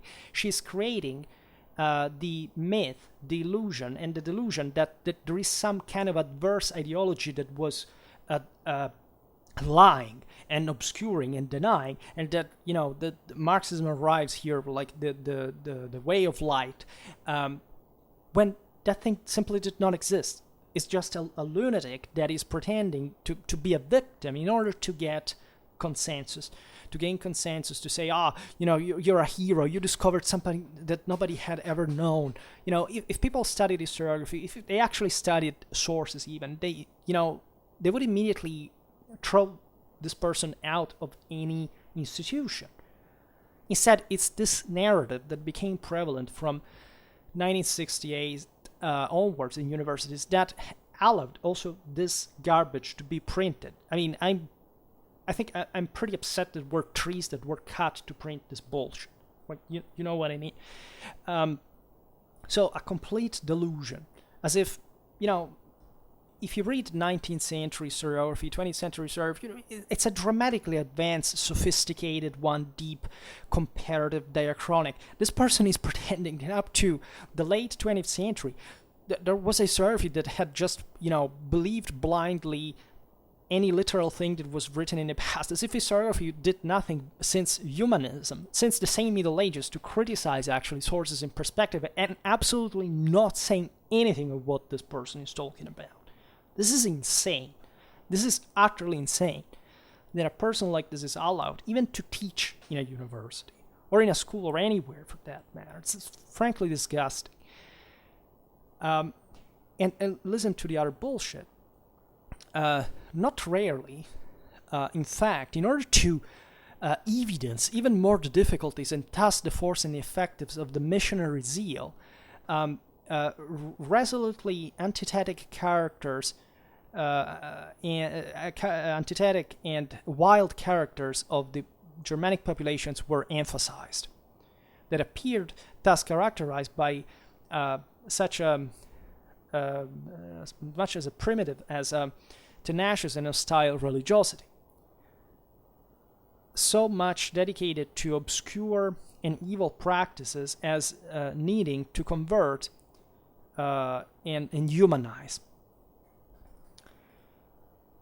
This is, by the way, as we'll see now, because it's part of a broader concept, but already the phraseology here, to humanize, this is a concept that just became after a few centuries. The humanitas in Latin is something else in many ways, and frankly, it's not really a negative concept. It was created also by pagans, because that's what humanity has really started from the Roman religion and mindset, the universal traditional view. And the idea that the barbarians were to be civilized is frankly an idea that the same Germans had towards the subjugated populations, like all Indo-Europeans had, were the Titans, the dwarves, etc. In their culture, like in all Indo-European cultures, it's the persons who behaved more savagely, more wildly, and the same concept of universal civilizations were known also by the Germans, just that being less developed kind of appeared less in that sense to a more developed peoples. And again, they did the same themselves. And secondly, if you read a geography, like it, this demonization doesn't actually reach very kind of vicious pinnacles. Like, it doesn't say, we should exterminate these bastards because they are inferior to us, which, again, the principle of the strongest was based on that in pagan culture, and these peoples actually believed in it, that, the Christian geography actually talks about violence that the Christians suffer, as we will see now, and not even such a terrible one. And that's, in fact, the stupidity of this author in choosing an example that is actually a pretty mild one. And listen, in fact, what kind of example this person brings. It says, an example for all. So you expect this is a deep example of dehumanization of the terrible pagans that are so, the worst thing you can ever imagine. This is in the life of Saint Gall, drafted in the 8th century. There is the decision of the monk to found a monastery on his own, but in the redrawing of that same life were made in Carolingian age, which is still the 8th century, by the way. Even if for the first half, the Carolingians didn't officially rule, but they still were essentially controlling the kingdom largely. So it's not this faraway time or this other terrible moment. Which everything changed according to this person. Said, I don't know, every trend was different. Now, not only the decision of the saint appears strictly connected to the presence in that place of a pagan temple, but the saint is described while he copes with the most heated hostility of the inhabitants. Quote, he had set fire to the temples in which it was being sacrificed to the god, and thrown in the lake the statues of their gods. Thus, brought by ire, anger, say, and envy, the inhabitants began to molest the saint, planned to kill him or to exile him from their land after having wounded him and covered him with insults. Like, that is basically a quarrel in a in 8th century Germany that could have, or in previous times where that could happen normally when you come to set fire to the temples of a people and throwing their statues in the lake, and these people do the terrible thing. They wound you and they insult you, and they plan to kill you or maybe to send you away. So, what kind of dehumanization is there in this passage? This would be the example for all. And what kind of example is this? It's just saying actually that, the saint was doing something that was objectively not so nice in the broader process of evangelization, a very strong, resolute, also violent way. Also, Christ getting angry in the temple against the merchants, etc. There is this conviction that there was a righteousness of a cult, and these people, I don't know, it's not that they picked him and they scorched him alive. There were missionaries who were killed, like Saint Boniface, etc. But they just wound and insult him, right? So how is this a dehumanizing kind of even description of these pagans? As a matter of fact, they plan to kill him or to exile him. So there is even a depth that is given to this community in this story. Right, and it's not really the best example of dehumanization. It says, these people were eating other human beings alive ritually. No, it didn't happen like that. And by the way, also the fact that, again, this person doesn't seem to have a clear idea of what the chronology here is between the 8th, the 7th, the century, the Merovingians, the Carolingians. What is strange to a person who is acquainted to the sources of the time and knows how complex was the colonization of Germany by the Franks, how gradual, how successful, and how the same evangelization went in parallel. This person distinguishes evangelization from Christianization also, which was kind of interesting. But how is it strange that in the 8th century there was and terrible and showing this terrible cultural need to dehumanize the pagans, etc. Somebody that simply adds to a story that the Saint Gal was founding a monastery where there was previously a pagan temple, which is also, frankly, from a historical point of view, plausible. Even if the original story didn't say that, it's actually very likely that it was the case. And what kind of problem is this?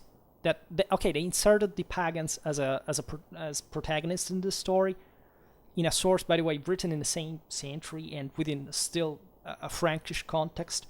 So what's the difference also that she makes by saying later in Carolingian times, during the 8th century? It's the same period, right? In the early 8th century, the Pepinids were, as we've seen, sending Saint Boniface among the Frisians, and was killed because they thought to rob them, as in the story at least. In case, geography is a very deep and also very, very often historically meaningful and accurate and revealing source. It's not propaganda. People are obsessed today by propaganda. In these times, there was nothing but propaganda. Because it's not a single people that doesn't use propaganda. It's not like in modern secular times where we had this illusion of free thought. People wrote sources with a mean to an end. And if the mean to an end was just, okay, let's present these pagans here that were opposing to the destruction of their idols, which is also maybe actually realistic and not hiding the fact that the Christians were also destroying these idols. So, not even trying to conceal anything that Christians were doing here, given that they added it to the original story.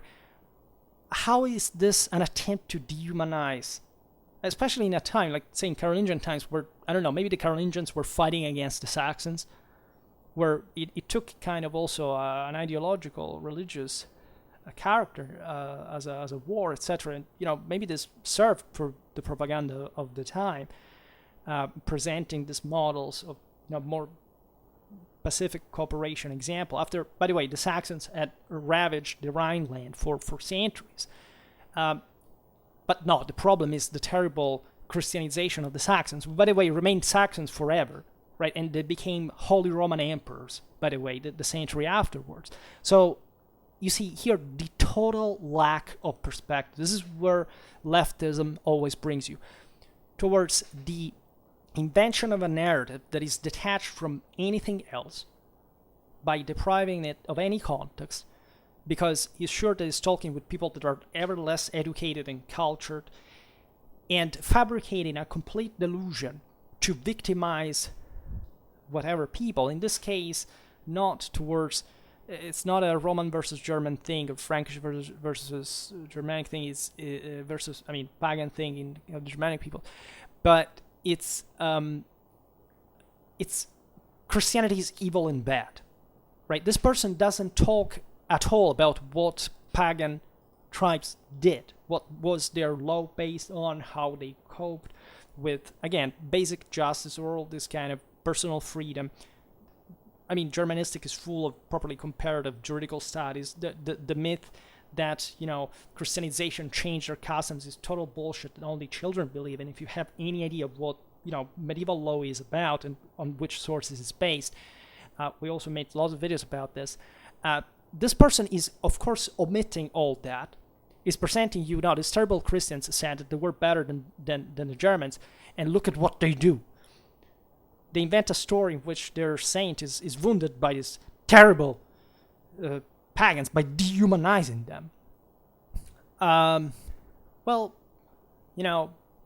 not pagan sacrifices were actually carried out in the pagan world would have been anything better? Like, what are we even talking about? What are you trying to say here? that it should have not been Christianity, that Christianity was a problem, that Christianity was not overwhelmingly accepted independently by these peoples. Mostly, basically Northern Europe was Christianized by itself, and also pretty quickly in some cases. Look at the history of Iceland, etc. What is the issue? They chose that, right? It is not that it was somebody threatening to invade them from a moment to another. Scandinavia was ever invaded, conquered, but no. There were, you don't know what Europe was like at the time, politically, culturally, religiously, zero, juridically, strategically, nothing, none of this. What matters, according to this lunatic, again, is that Christianity is a problem, because she doesn't like Christianity, right? But if she knew anything about paganism, she wouldn't like paganism at all. And she doesn't even suspect that Christianity and paganism pretty much, at the end of the day, the same universal traditional cult, because if she said that, she would lose all her anti-clericalism and all this crap. In any case, listen to this bullshit. Up to the last 20 years, so this would be up to 1978, right? The geography of the spread of pagan cults appeared certain. Paganism would have remained unaltered, especially in the regions that had remained external to Roman domination. And just with great commitment and difficulty, it would have been unhinged and defeated. You just said that there was a pagan backlash, inventing it from scratch, and now you're denying that it was difficult to convert them. You're insane. You're contradicting yourself on all the line, because now it changes. Now it starts from the pagan versus Christian thing. The first part ends here without any conclusion, without this terrible proof of the dehumanization of the pagans, of this terrible 8th century vicious source about Saint Gall that definitely dehumanizes everyone of these damn pagans. And now you're saying, no, well, actually these people, wait, they were also Christian before, right? So listen to this. Paganism was thus interpreted, by the way, up to 1978. I have actual books that are beautiful, that talk to you about, now she really gets down, I spoiler it, to the fact that there were Aryans that converted Germans that converted to Arianism while they were still beyond the frontier of barbarism. That is what every history book since the Middle Ages knew and wrote about. This person says up to 20 years ago, the geography of the spread of pagan cults appeared certain. When?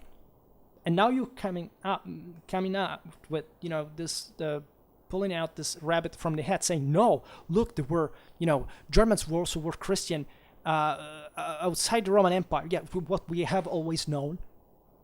Like, way before 1978. So what the fuck are you talking about? You dumb idiot. And this is the worst. Because, again, if you are a minimally cultural and educated person, you would simply spit in the face of this. I wouldn't have any problem. I would call for this person to lose civic rights, to be prevented from teaching in public universities, and to actually pay a fine for the historical faults that she's making here. Note, no name mentioned, no historiography mentioned, no works mentioned. She's inventing it all, right? So paganism was thus interpreted as general adhesion to the population to the cults of proto-historical matrix, a judgment that reflects a completely mobilistic view of the Germans from the 1st to the 5th century. But the Germanic populations were culturally conservative entities. Yes, of course, because here the Germans become the poor immigrants of the multicultural world that are not accepted by the rigid right-wing conservative fanatics that want to impose their worldview. This is literally what she's doing. The modification of the economical and social aspect, yes, because Marxism, only socioeconomic history happens, right? The rest does not exist, including, as we'll see now, no mention of any spiritual, theological reference between the difference between Arianity and Catholicism, and why the Germans largely were Arians. religiously, Christianly speaking, is completely skipped, because let's forget that people have values and a dignified sense of themselves, to have beliefs and in spirituality. No, it's socio-economical assets, right? Were instead deep, and were not characterized uniquely as the result of endogenous process, because they often derive from complex relations of hostility and cooperation entertained with the empire. Well, yeah, that is what we know ever since there was an historiography, since the 14th century, or even before. Like everybody, even in the same time, Carolingian times, they knew this. What is that who did ever think that the Germans kind of started moving just by themselves? Where were the Huns? Everybody knew since ever in historiography in the West, since the Middle Ages, that the Visigoths had crossed the Danube because they were pressured by the Huns, that they were entertaining relations with the Roman Empire. The Romans wrote it. We study these sources since Roman times, uninterruptedly in the West. We all knew that. What happened after 1978? Ah, yes, I forgot. A bunch of communists took over the educational system and began to brainwash people into making them believe that any form of culture has no value, but just the bullshit that they tell you, right, in socio-economical ways that determine this kind of thing. So listen to this, by the way, because it's also kind of racist towards the same Germans that she said that were so self-aware, because it says, through such relations with Roman society, they acquired thus an ever greater complexity.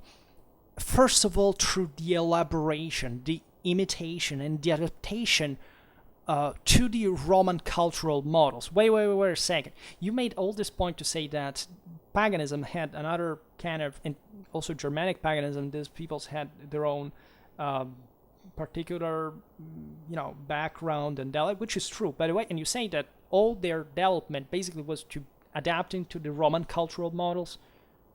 I'm not denying that it was a Romanization, of course, and it was deeply impacting in the fact that the Germans were absolutely aware of the Roman Empire. They as you were saying before, they wanted actually to participate to the ecumenic imperium. They wanted to share the benefits of Roman civilization, all of this. But here's what it says. It says, of which Christianity was integrating part. So it doesn't, here again, it basically deals with Christianity like a kind of, she contradicts herself again, that, Christianity had not spread through other ways but Rome, right, to the Germans, which is true in a large sense, meaning that, of course, Rome controlled the greatest part of the world, and the Germans were just bordering it and would receive this influence. But the problem here is not that Christianity was just maybe part of a broader, again, traditional, universal worldview and religion that both the Romans and the Germans kind of understood in general, in fact, as, again, it was the standard core of beliefs regarding, again, the celestial glory of the sky, the transfiguration, salvation, overlordly power over the world, a set of hierarchical values. It's basically the same concept, right? So the point here is that the Germans, again, adopt this thing because, again, they adopted from the Romans. So you see what the bullshit it becomes, that in early medieval times, the same Romano-Germanic kingdoms have problems with making Christianity spread within, and even cause a sort of kind of traditional pagan backlash against Christianity, and it was such a terrible thing that the Christians all invented. It was easy to Christianize them, but the Germans simply absorbed Christianity from the Romans beyond the frontier. It doesn't make any any difference, and so it's all false that most people beyond the Roman frontier were mostly pagans, right? It's just this terrible Christian view that affected the idea. Well, it's actually what it was, in case you didn't notice. and you're just literally here. There is no standard. It's pure relativism. It's comparing apples to oranges. It's misusing, abusing dichotomies, perspectives. There's no coherence, no logic, nothing. And it says the continuous, relation with Roman culture and also with its models of social supremacy had thus as principal consequence the spread of Christianity that gradually supplanted paganism as a true and proper religion, that is to say, quote, as an organic and structural series of practices and beliefs that reflect the attitude and the human relation towards the supernatural. Religion in Latin simply means duty towards the world, towards God, towards existence. Here it's a Marxist version. Organic and structural series of practices and beliefs that reflect the attitude of the human relation towards the supernatural. So in other words, let's separate any meaning from the clarity of language. Let's make it ever more distant for people not to be able to access it. Let's make even this definition be learned by heart, otherwise you cannot pass an exam, so that it's not about the general duty that was entailed by the fides, but all these Indo-European values that existed, that were shared by the Romans, the Germans, and that, yes, of course, were ever more hierarchical at that point because the Roman Empire was becoming ever more autocratic. The Germanic peoples during the migrations were becoming ever more militarized and hierarchic as well.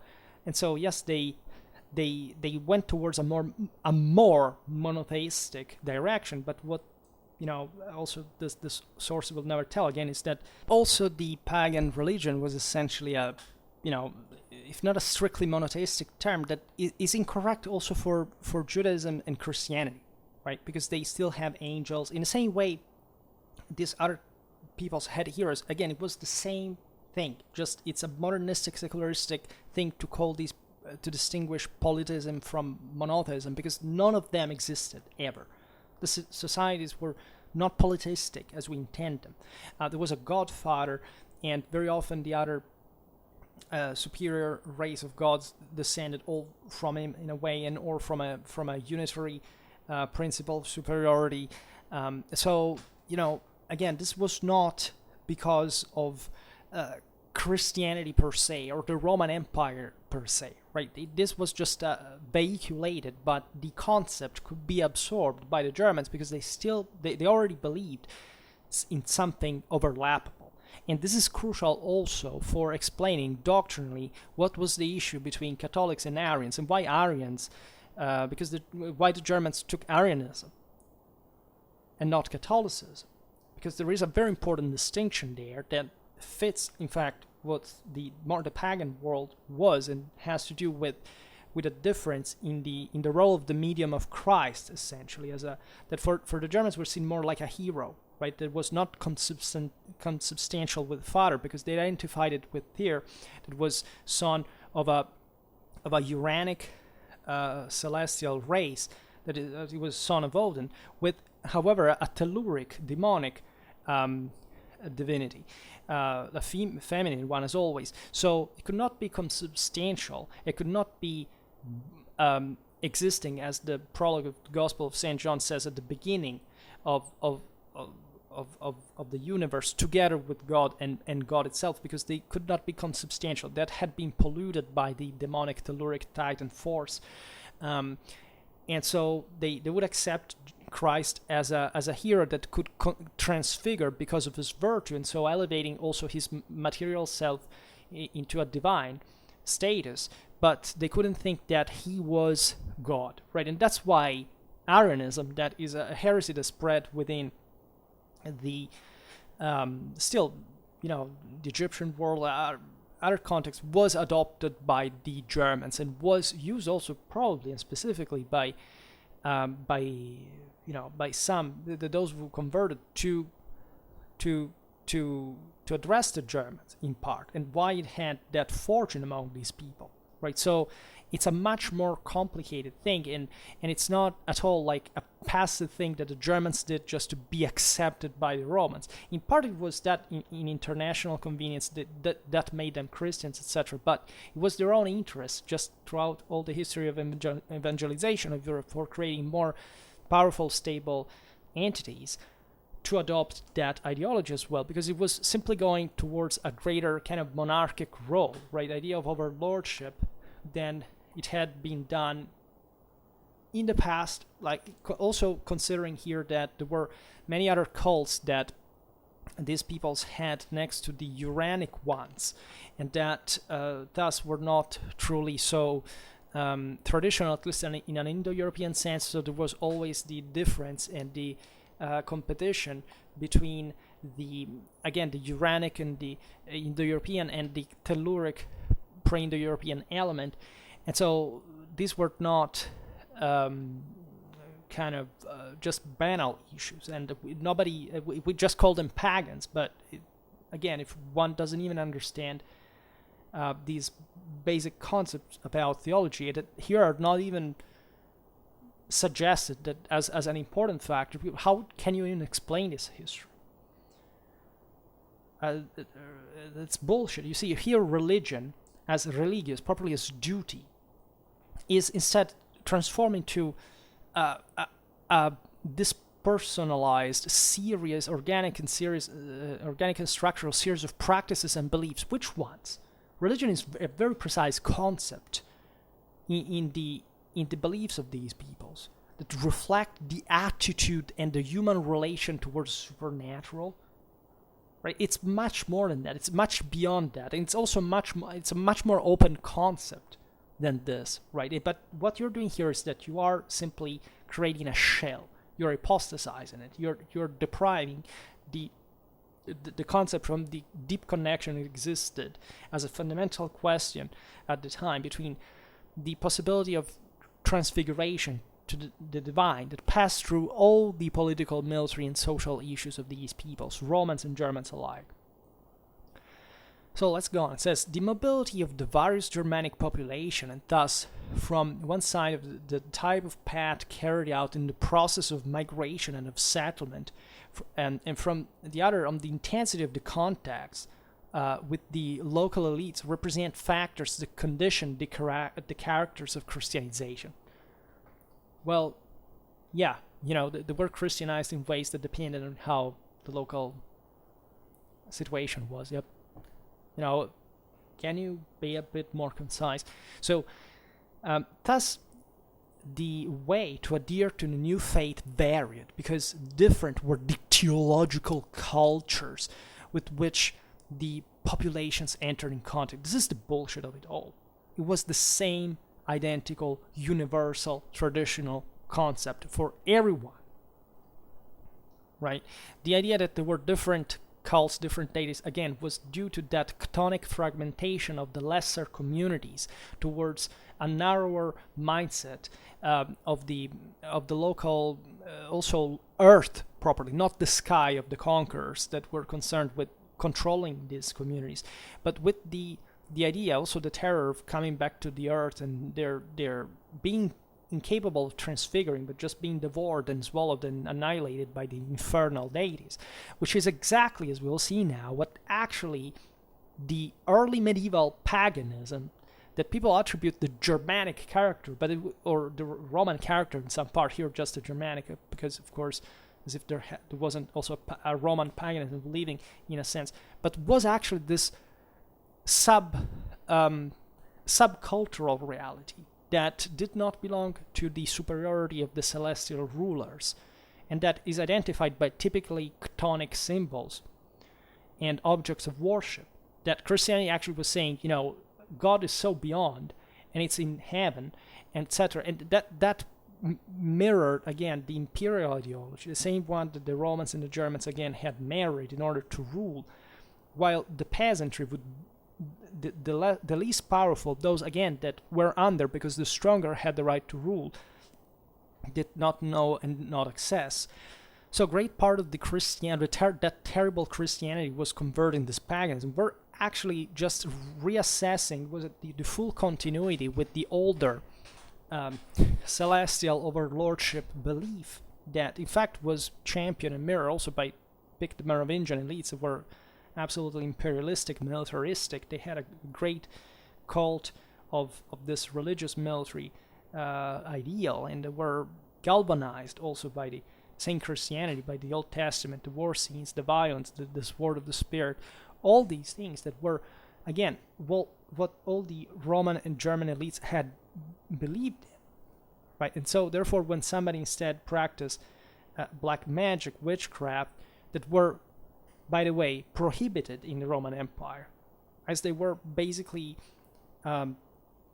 marginalized by the same Indo-Europeans, because they were, again, relativistic ideas. They were based on a sort of intoxication that a free spirit didn't have to have, and that had to be projected only towards heavens. This is what, again, the Indo-European conquerors all believed in.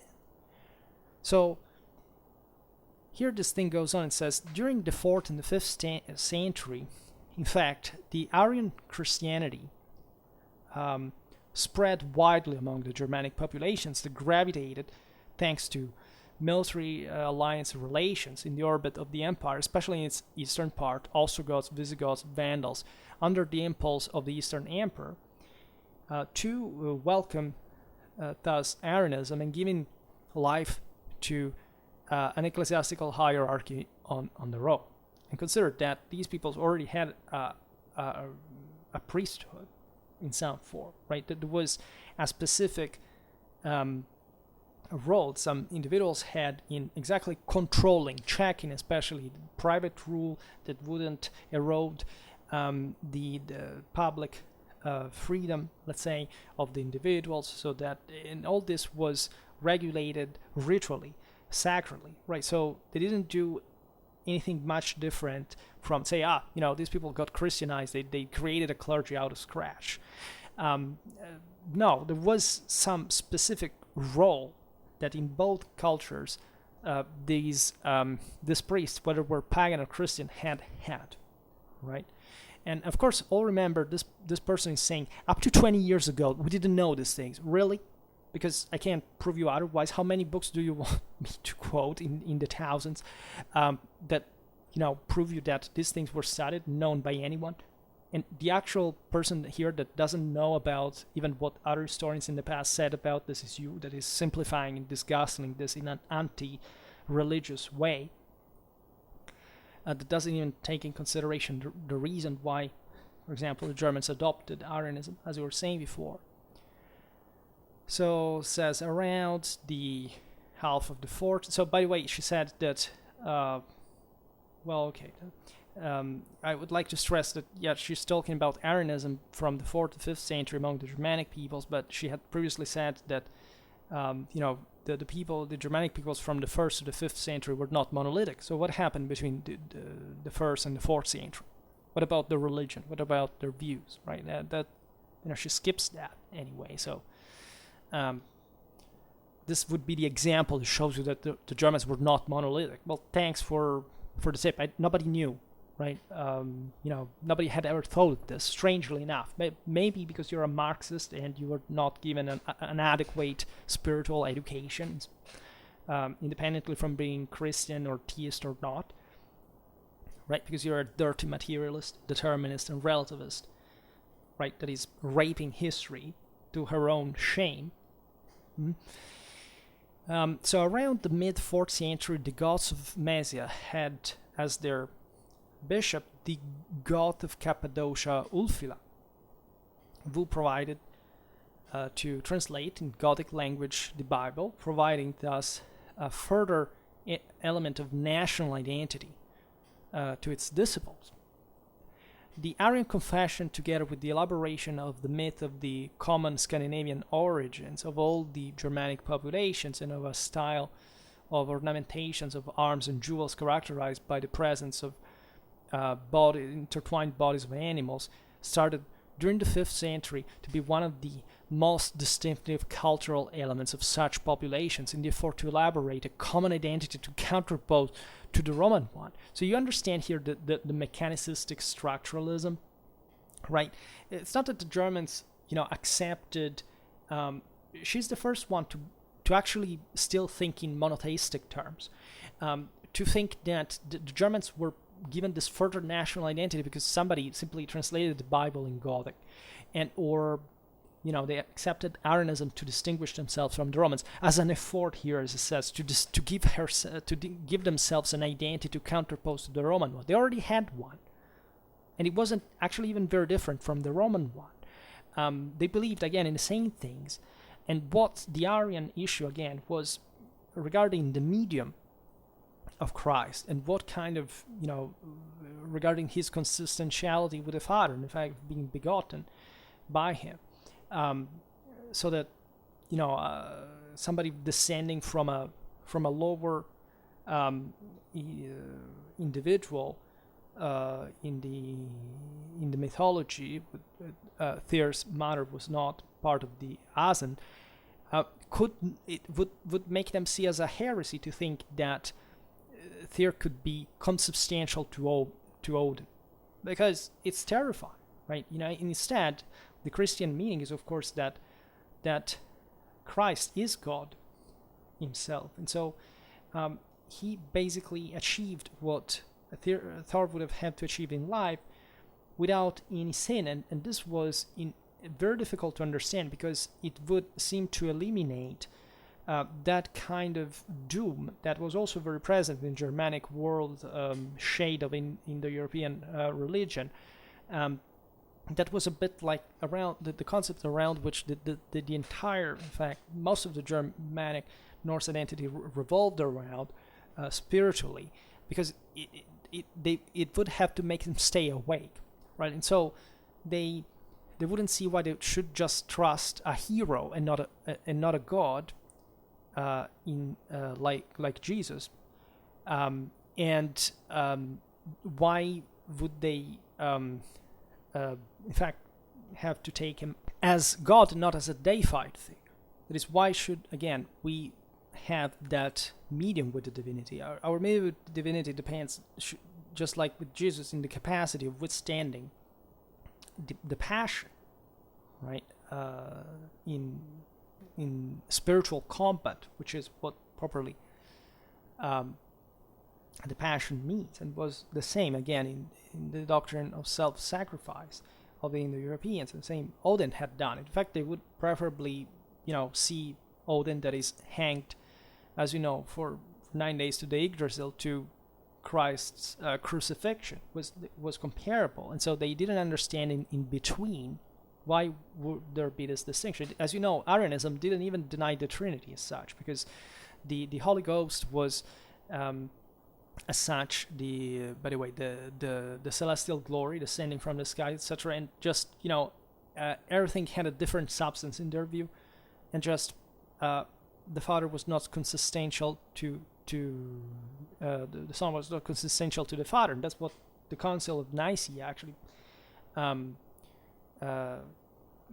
declared a heresy. And that tells you, by the way, how and why the Germans would take this ideology, and what, because it was already very powerful in the pagan world that believed the same thing, also in the Roman one. So it would be easy for it to spread among the Germans, rather than at some point of a ecclesiastical culture was proper over different context, was dealt in a different way, but that had affirmed again this possibility of giving also an endow of a human potential of every element, even and for redemption to be always possible, which again in such a much more brutal culture like the Germanic one was also much more of a problem. It could be seen also as a sort of lowering of the standards of acceptation of the individuals and their accomplishments and so on. These are the actual differences. Of course, this article doesn't even minimally take this in consideration.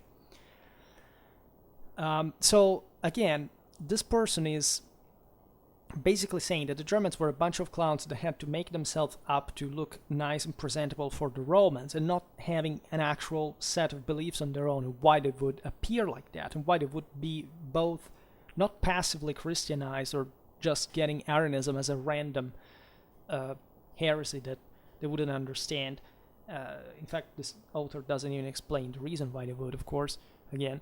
But this is terrifying, right? It's humiliating that a person who dares write and claim to have any competence about religious history doesn't even know these things about ancient beliefs, ancient spirituality. And the other ridiculous thing is this, the jewels characterized, the Germanic populations, the style with animals of intertwined bodies of animals that actually start. Here it says during the 5th century, but that style actually starts at the end of the migration era, when these peoples were already settled in the second half of the 6th century. Incidentally, also, what most Aryans had disappeared, and actually taking those motives from the same late Roman Empire most, because again, the models were universal, but as long as these confederacies began to get more hierarchical, they simply adopted the styles that they could have afforded at that point. So it was a way to show power, to be seen as also more civilized, and somebody that would be advantageous also for the Romans to cooperate with. But still, it's just a natural process, not like this terrible mechanistic structuralistic makeup that they had to do to be accepted. And the same Celtic knot motives derive from the late Roman ones, and it's a broader symbol of the concatenation and complexity of reality, and the way of sorting it out, and so on. So here again, the timeline is all fucked up. This person doesn't seem to know what she's talking about, and she's using extremely rough, primitive concepts to make up concepts that she, at the end of the day, she doesn't even understand. And again, this counterposition of the Germanic and Roman identity is probably the greatest mistake that, by the way, betrays how even socialistic cultures, authors, mindset like this are always nationalistic, because this person is supposed to be a lefty, and she, of course, does not abandon the nationalistic delusion that Romans and Germans were kind of two different peoples, culture, races that were separated categorically. She reasons like a freaking fascist, an ethno-nationalist herself, right? This was the time in which they had not even the German became the type of the model for the barbarian eventually, because eventually the leftists said no, it's too nationalistic, because there were also other peoples for other ethnicities, so let's call barbarians as well, because at this point barbarian had become too offensive again, because of how barbarian was used in contemporary terms. It was not really the one was used even in these times. We were talking about it just the other day in the video on how the Romans chose to become Germans. So it's pure ignorance of a person that should not be allowed to speak publicly about, to teach history publicly, right? This is the problem, right? This is the huge problem, that we allow legally these people to have a power over other in institutions that should provide with a moral and scientific standards of quality. This person doesn't know what she's talking about. She's having a very superficial and, frankly, amatorial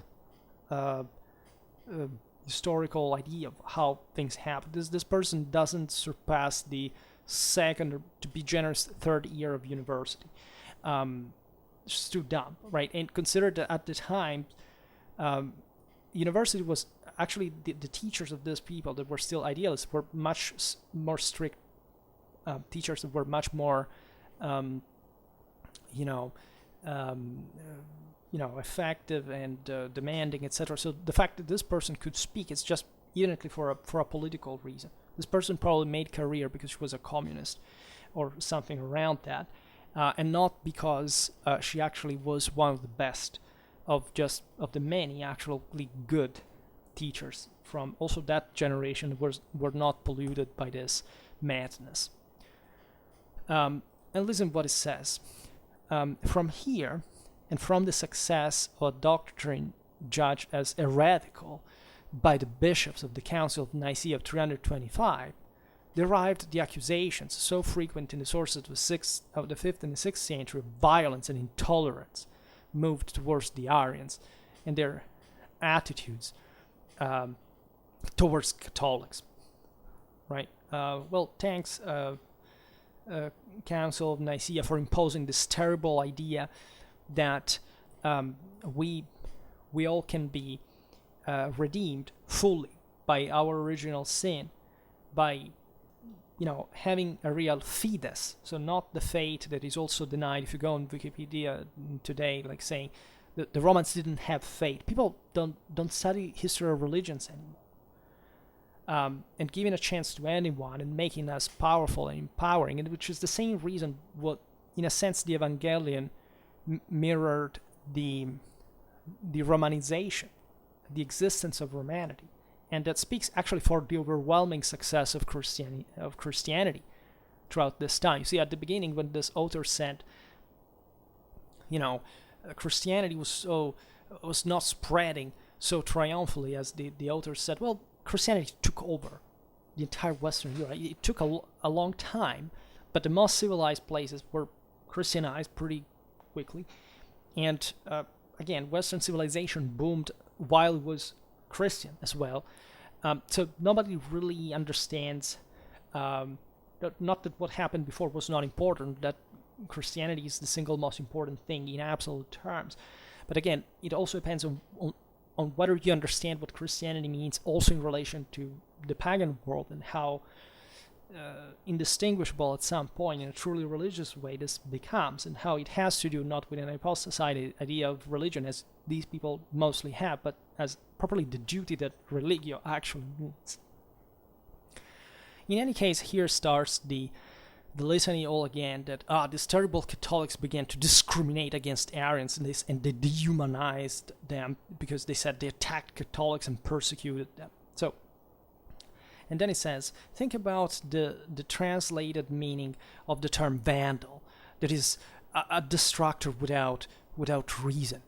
It derives from the fame of oppressors and indiscriminate destructors of Romanity that the Catholic bishops spread on the domination of the Vandals. It was settled in North Africa during the 5th century, which, through other sources, instead appear as the most tenacious preservers of the Roman lifestyle and the most precocious supporters of forms of imperial legitimization. For example, the coination of its own monies, bringing the name of the emperor. Yeah, basically what all the Germans did, except the Vandals sacked Rome and also basically made the Western Roman Empire, and because they cut the African grain supplies to Italy.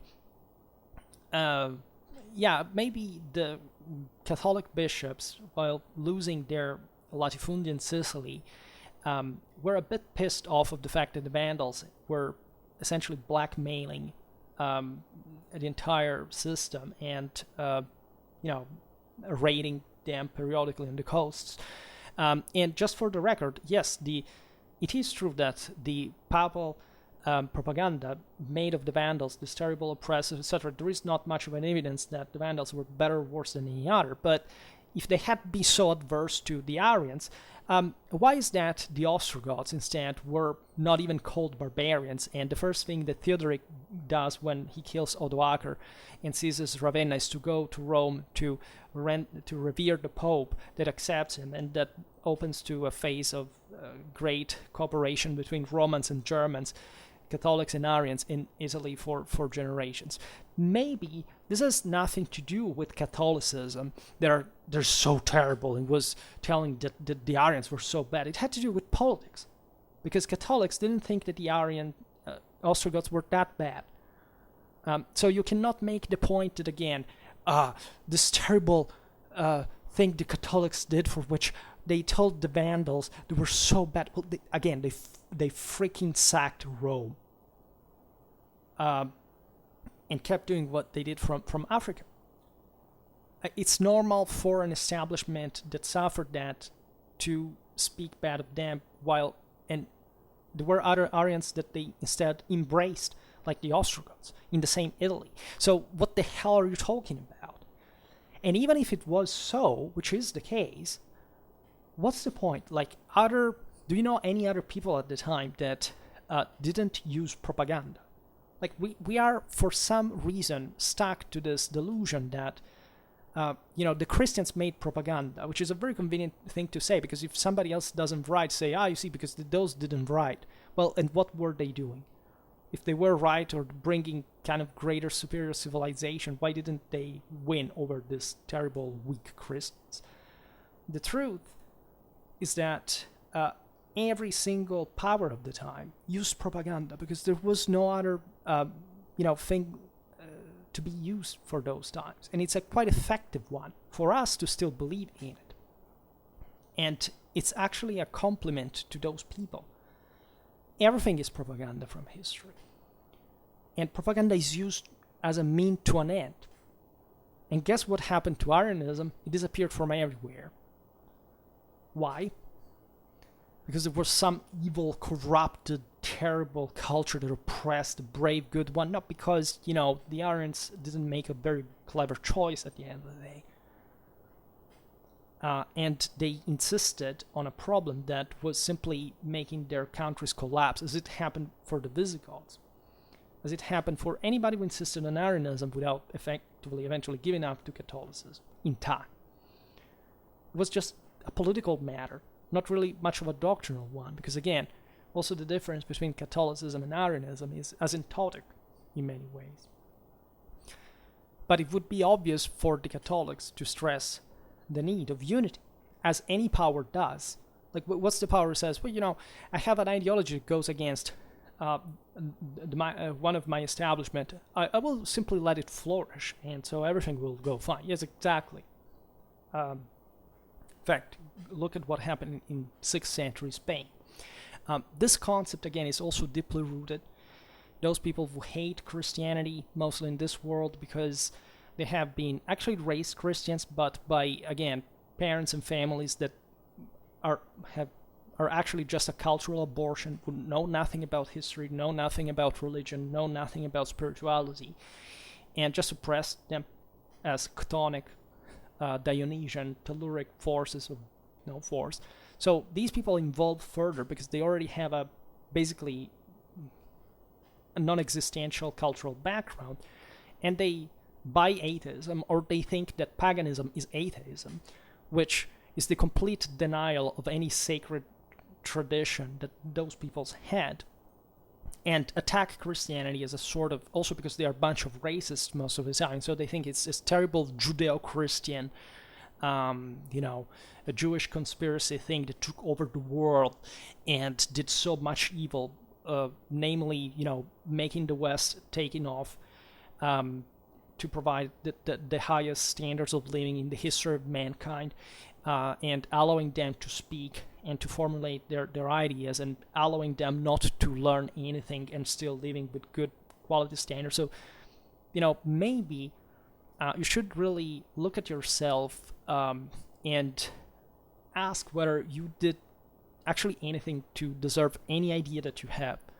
If you have actually ever tested it, if you actually ever, studied logic or dialectic, like in the history of philosophy. Have you ever studied history of philosophy? And by studying, I don't mean reading, I don't mean learning, I mean actually studying. That is to say, you sit there and you learn consistently something for years, and you have to relate to, if not certified properly, public educational institutions of some worth, and acquiring titles, but at least, learning it for understanding what it really means.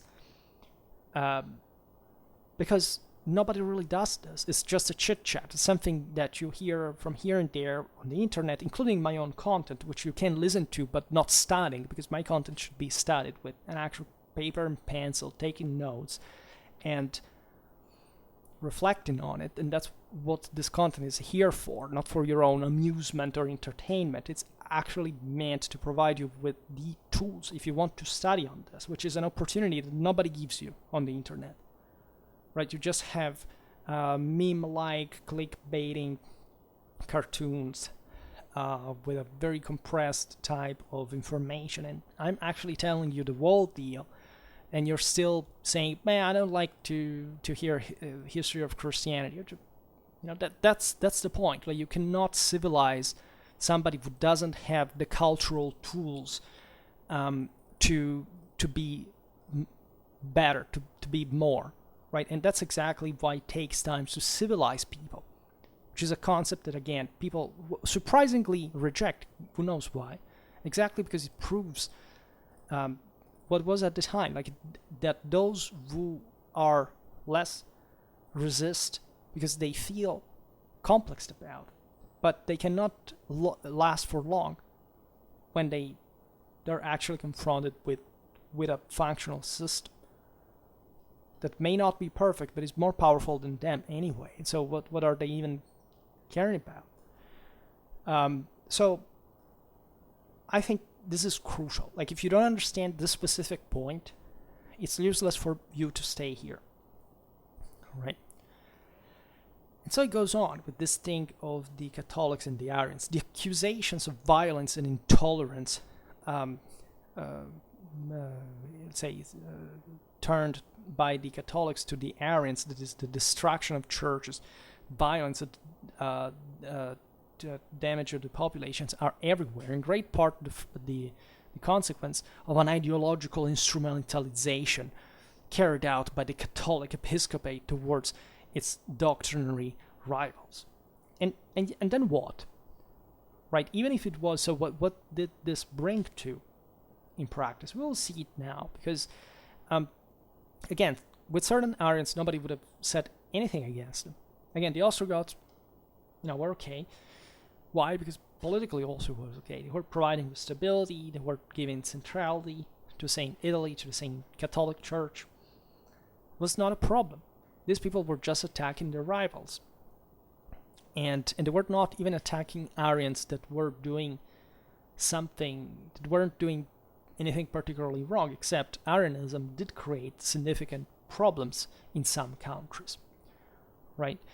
So, for example, for the Vandals, yes, there is not much of an evidence of persecutions, but we do know that many clergymen were expelled, right? There were no destructions because it would have been stupid in areas where the same peoples would have settled, but in other areas they also made a pretty mess. Like in Spain, the Vandals made a freaking mess. And also, the majority of the people was Catholic. And so it's a deep political and strategic choice to say, okay, now I want to stick to Arianism, because that's going to bring a lot of problems.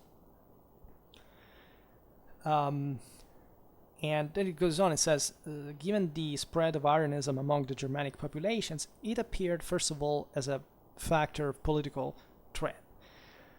The religious intolerance was exercised with more vehemence by the opposite side. Oh my God, what a terrible thing, because the Catholicism presented as a factor of internal cohesion in the territories of the empire. Every doctrinary deviance assumed automatically the meaning of political insubordination. Okay, so you're blaming the Catholics for saying the Arians destroyed, oppressed, and what are your proofs that actually the Catholics were doing more of that, or any of that,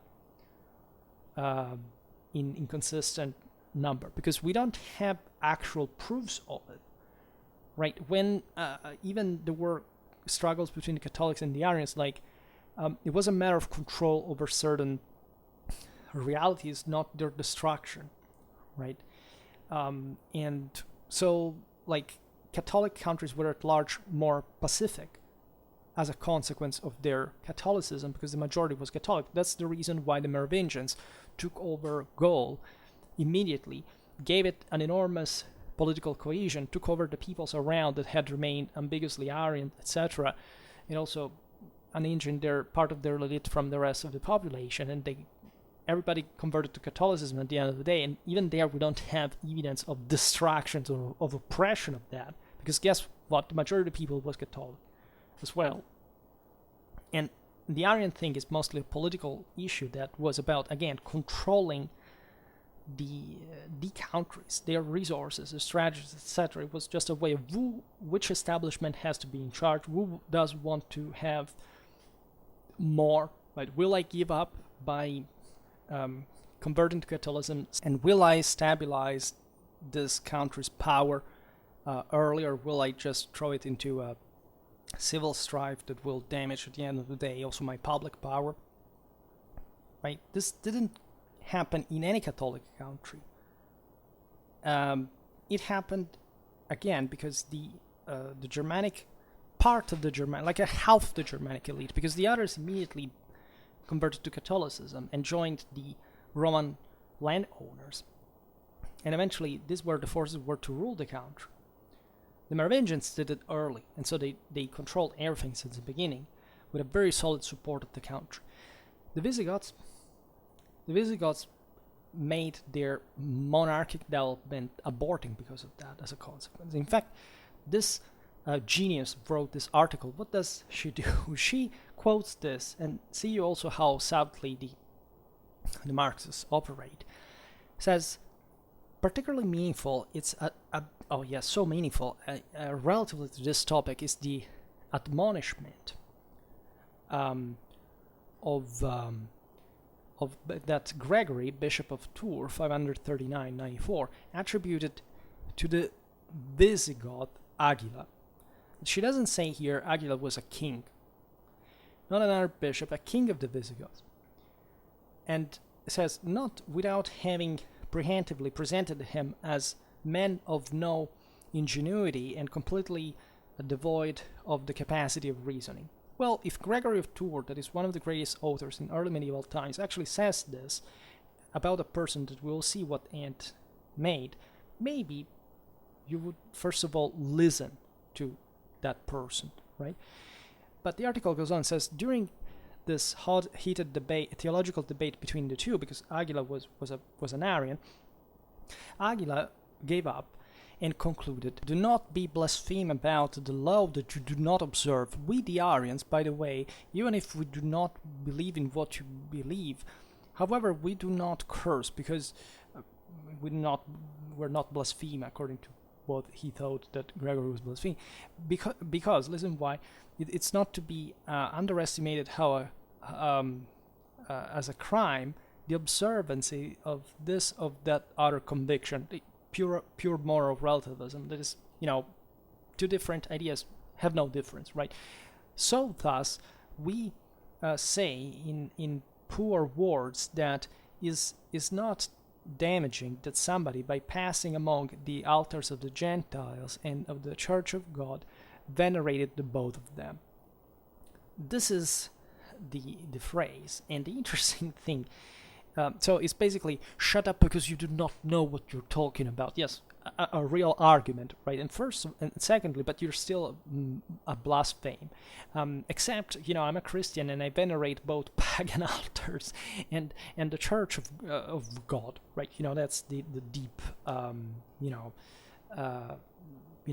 thought behind this idea.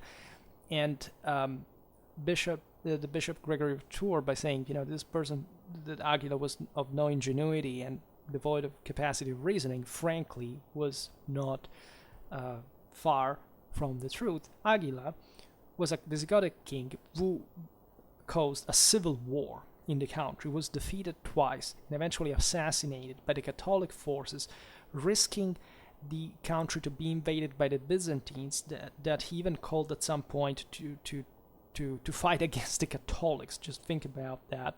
What a clever political and strategical mind. Like, having your country invaded by a foreign force, and also one that is doctrinally adverse, and from the same theological side of the people that you're fighting.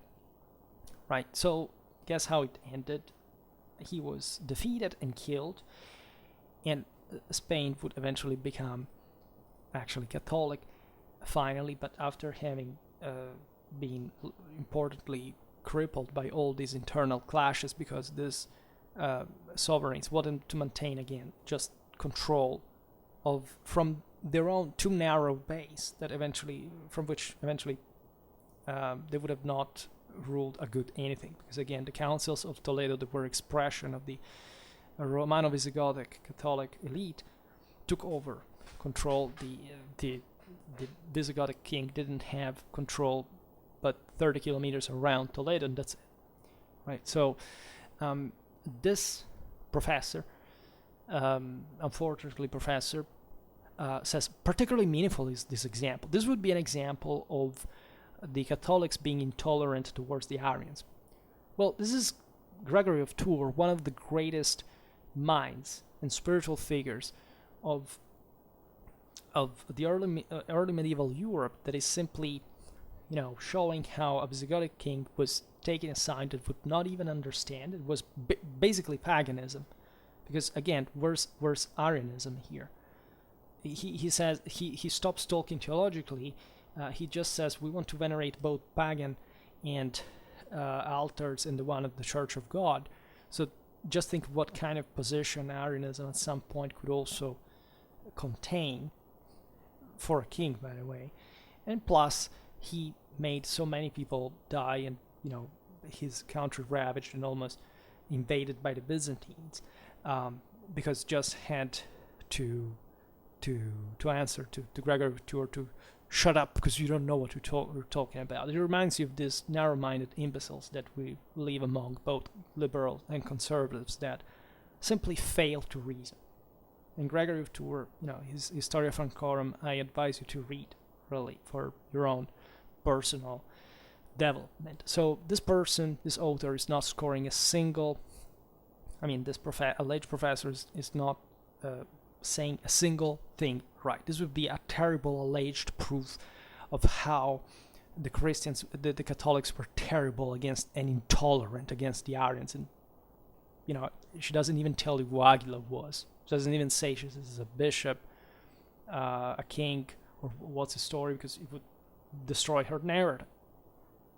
As if people were that ignorant not to know these things. Well, terrifying.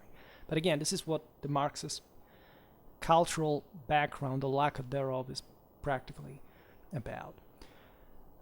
Then she goes on, we're almost done, says, rather than collecting, let's say that accepting literally the accusations of violence and of abuse towards the heretics, in brackets, yes, as if anybody did. Again, I don't know any historian who studied these things and simply said, these Arians were terrible. By the way, this is an article in 1998, right? Even, it was not even true. Like, there were plenty of people already before those times kind of, expressing doubts, supposing, well, it may not be true. There were upheavals, clashes, but yeah, of course, these were the Catholics talking about the Arians, so they had, as all sources of those times, their bias. No, this person is presenting it to you as somebody is accepting that literally. Which historian, since the dawn of history, has accepted things literally? Where? In Western civilization, our massive, sophisticated historiography that analyzed Arianism, Catholicism, for years and years and years, and this imbecile comes about and says, she knows it all, right? So it's wrong to read history literally. Yeah, but because what are you doing? You are the first one who quotes things to make it fit her narrative, and even deprives them of the context and criticism, and is using that literally. You are doing that, right? That's what, again, communists always do, say, you are doing that, you're evil. You are actually doing that. I'm not doing that. Well, this is the entire Soviet propaganda, Maoist propaganda. It's always the same bullshit, right? Because they don't have a culture on their own. That's it, right? So we should stop taking things literally. Yeah. Or we should better accept or we should also avoid to accept as sure such, for example, accusations of paganism and the relative news of cultural practices judged as deviant. And we should rather prefer, as it's been done recently, to inquiry the transformations during the High Middle Ages of the term of pagan. Yes, because you see, up until the 90s, nobody did that ever, right? You just, it just happened by chance. Nobody thought about that. Nobody studied what pagan meant in the history of Western civilization before the 2000s, right? Nobody did. And let's see what this person does, and she makes yet another mistake. So the term pagan and the way in which it's used in the written sources. In the 7th century, Isidore of Seville, our great author, as you know, of the early Middle Ages, created basically the medieval universal encyclopedia, explained in his, the etymology of pagan on the base of the geographical spread, that is, which is not even geographical. It doesn't mean geographical. This person thinks mentally that geographical means spatial or a specific context. Geography means to the shape of the earth, right, to the configuration of the ground, of the terrain. It says because in the rural areas, how is the rural area geographical point? It's how you cultivate that land. It's how people live there. So this person is illiterate. That's another very interesting Marxistic figure, not using words in their actual meaning and etymology and so on. That in the rural areas, the Pagi, the population venerated idols and sacred trees, right? So hence pagans, because the Pagi were these country areas, and so the pagans came mostly because the majority of people in the countryside had remained pagan, or at least had remained, as you'll see now, attached to pagan rituals that were considered, a problem from a Christian point of view, because they still basically, what was normal for pagans was to venerate multiple deities. The same thing that Aguila said, except these deities were provided with different meanings and different degrees of values, right? They were not like, again, a counter altar to the fully theologically developed kind of, it was not because it was Christian, it was also because coming again from a higher philosophical theological culture, from Hellenism, from other Iranian influences. Also the same again in the European background, they were more developed than what a peasant would, a rustic would understand. All right. So the author says, in the Christian language, such term was, however, referred to every belief, rite or practice of the polytheistic religions that again did not exist. Were they of Greco-Roman, Celtic, or Germanic matrix? Also this obsession, like Greco-Roman, Celtic, and Germanic religion was the same for everyone, right? So here what she means is also maybe other Hellenistic, Oriental cults, whatever, that were still very often actually also Mithraism and Indo-European, etc. That such definition had thus a generically comparative meaning, and it emerged by difference from the strong sense of solidarity and of identity of the Christian communities. With Augustine, such meaning was blended together with the one of superstitio, that is to say, intended both as false religion but as survival of beliefs fought by Christianity. And it became strictly connected with the human practices aimed at controlling nature, magic, astrology, the use of amulets, and so on. So here, first of all, what this person evidently doesn't know is what we were addressing before. That is to say, these cults are called superstitiones, which in Latin means something that stays above you, right? The pagan cults believed in this. That is to say, the Uranic religions, the one of the Roman Empire, of the other European peoples, believed that essentially there was nothing in between God and you, right? That was also a problem why Christ was seen as a medium that would obstacle the passage, right? And so, but Christ was meaningfully God himself, so it's more complex than that. And some wouldn't understand it because that was innovative. But the all the pagan religions believed that it was a superstition when, for example, people and the lower people, the chthonic masses that had lost moral force and would prefer to depend on external powers rather than changing the world on their own, would place themselves, in fact, this superstition, like, now I will give I will make an offer to this god, so it will save me. You think normally that's the normal pagan thing. It is really not. Right? The top pagan thing was actually being in parallel with the gods, was struggling to victory, was proving that you would be able to self-sacrifice yourself, and not thinking that a few just was enough. Let's say you place a bread loaf to an altar and thinking that that would be enough for what you wanted to get. Right? Just a symbolic thing, something that again had apostatized itself and that had basically escaped your attitude to go there and make the change. Right? All the warrior cultures of the Romans, the Celts, the Germans had at some point being expansive and strong were based on the idea that they had to be able to carry out the ultimate sacrifice. Instead, most of these populations has gentrified, where the majority of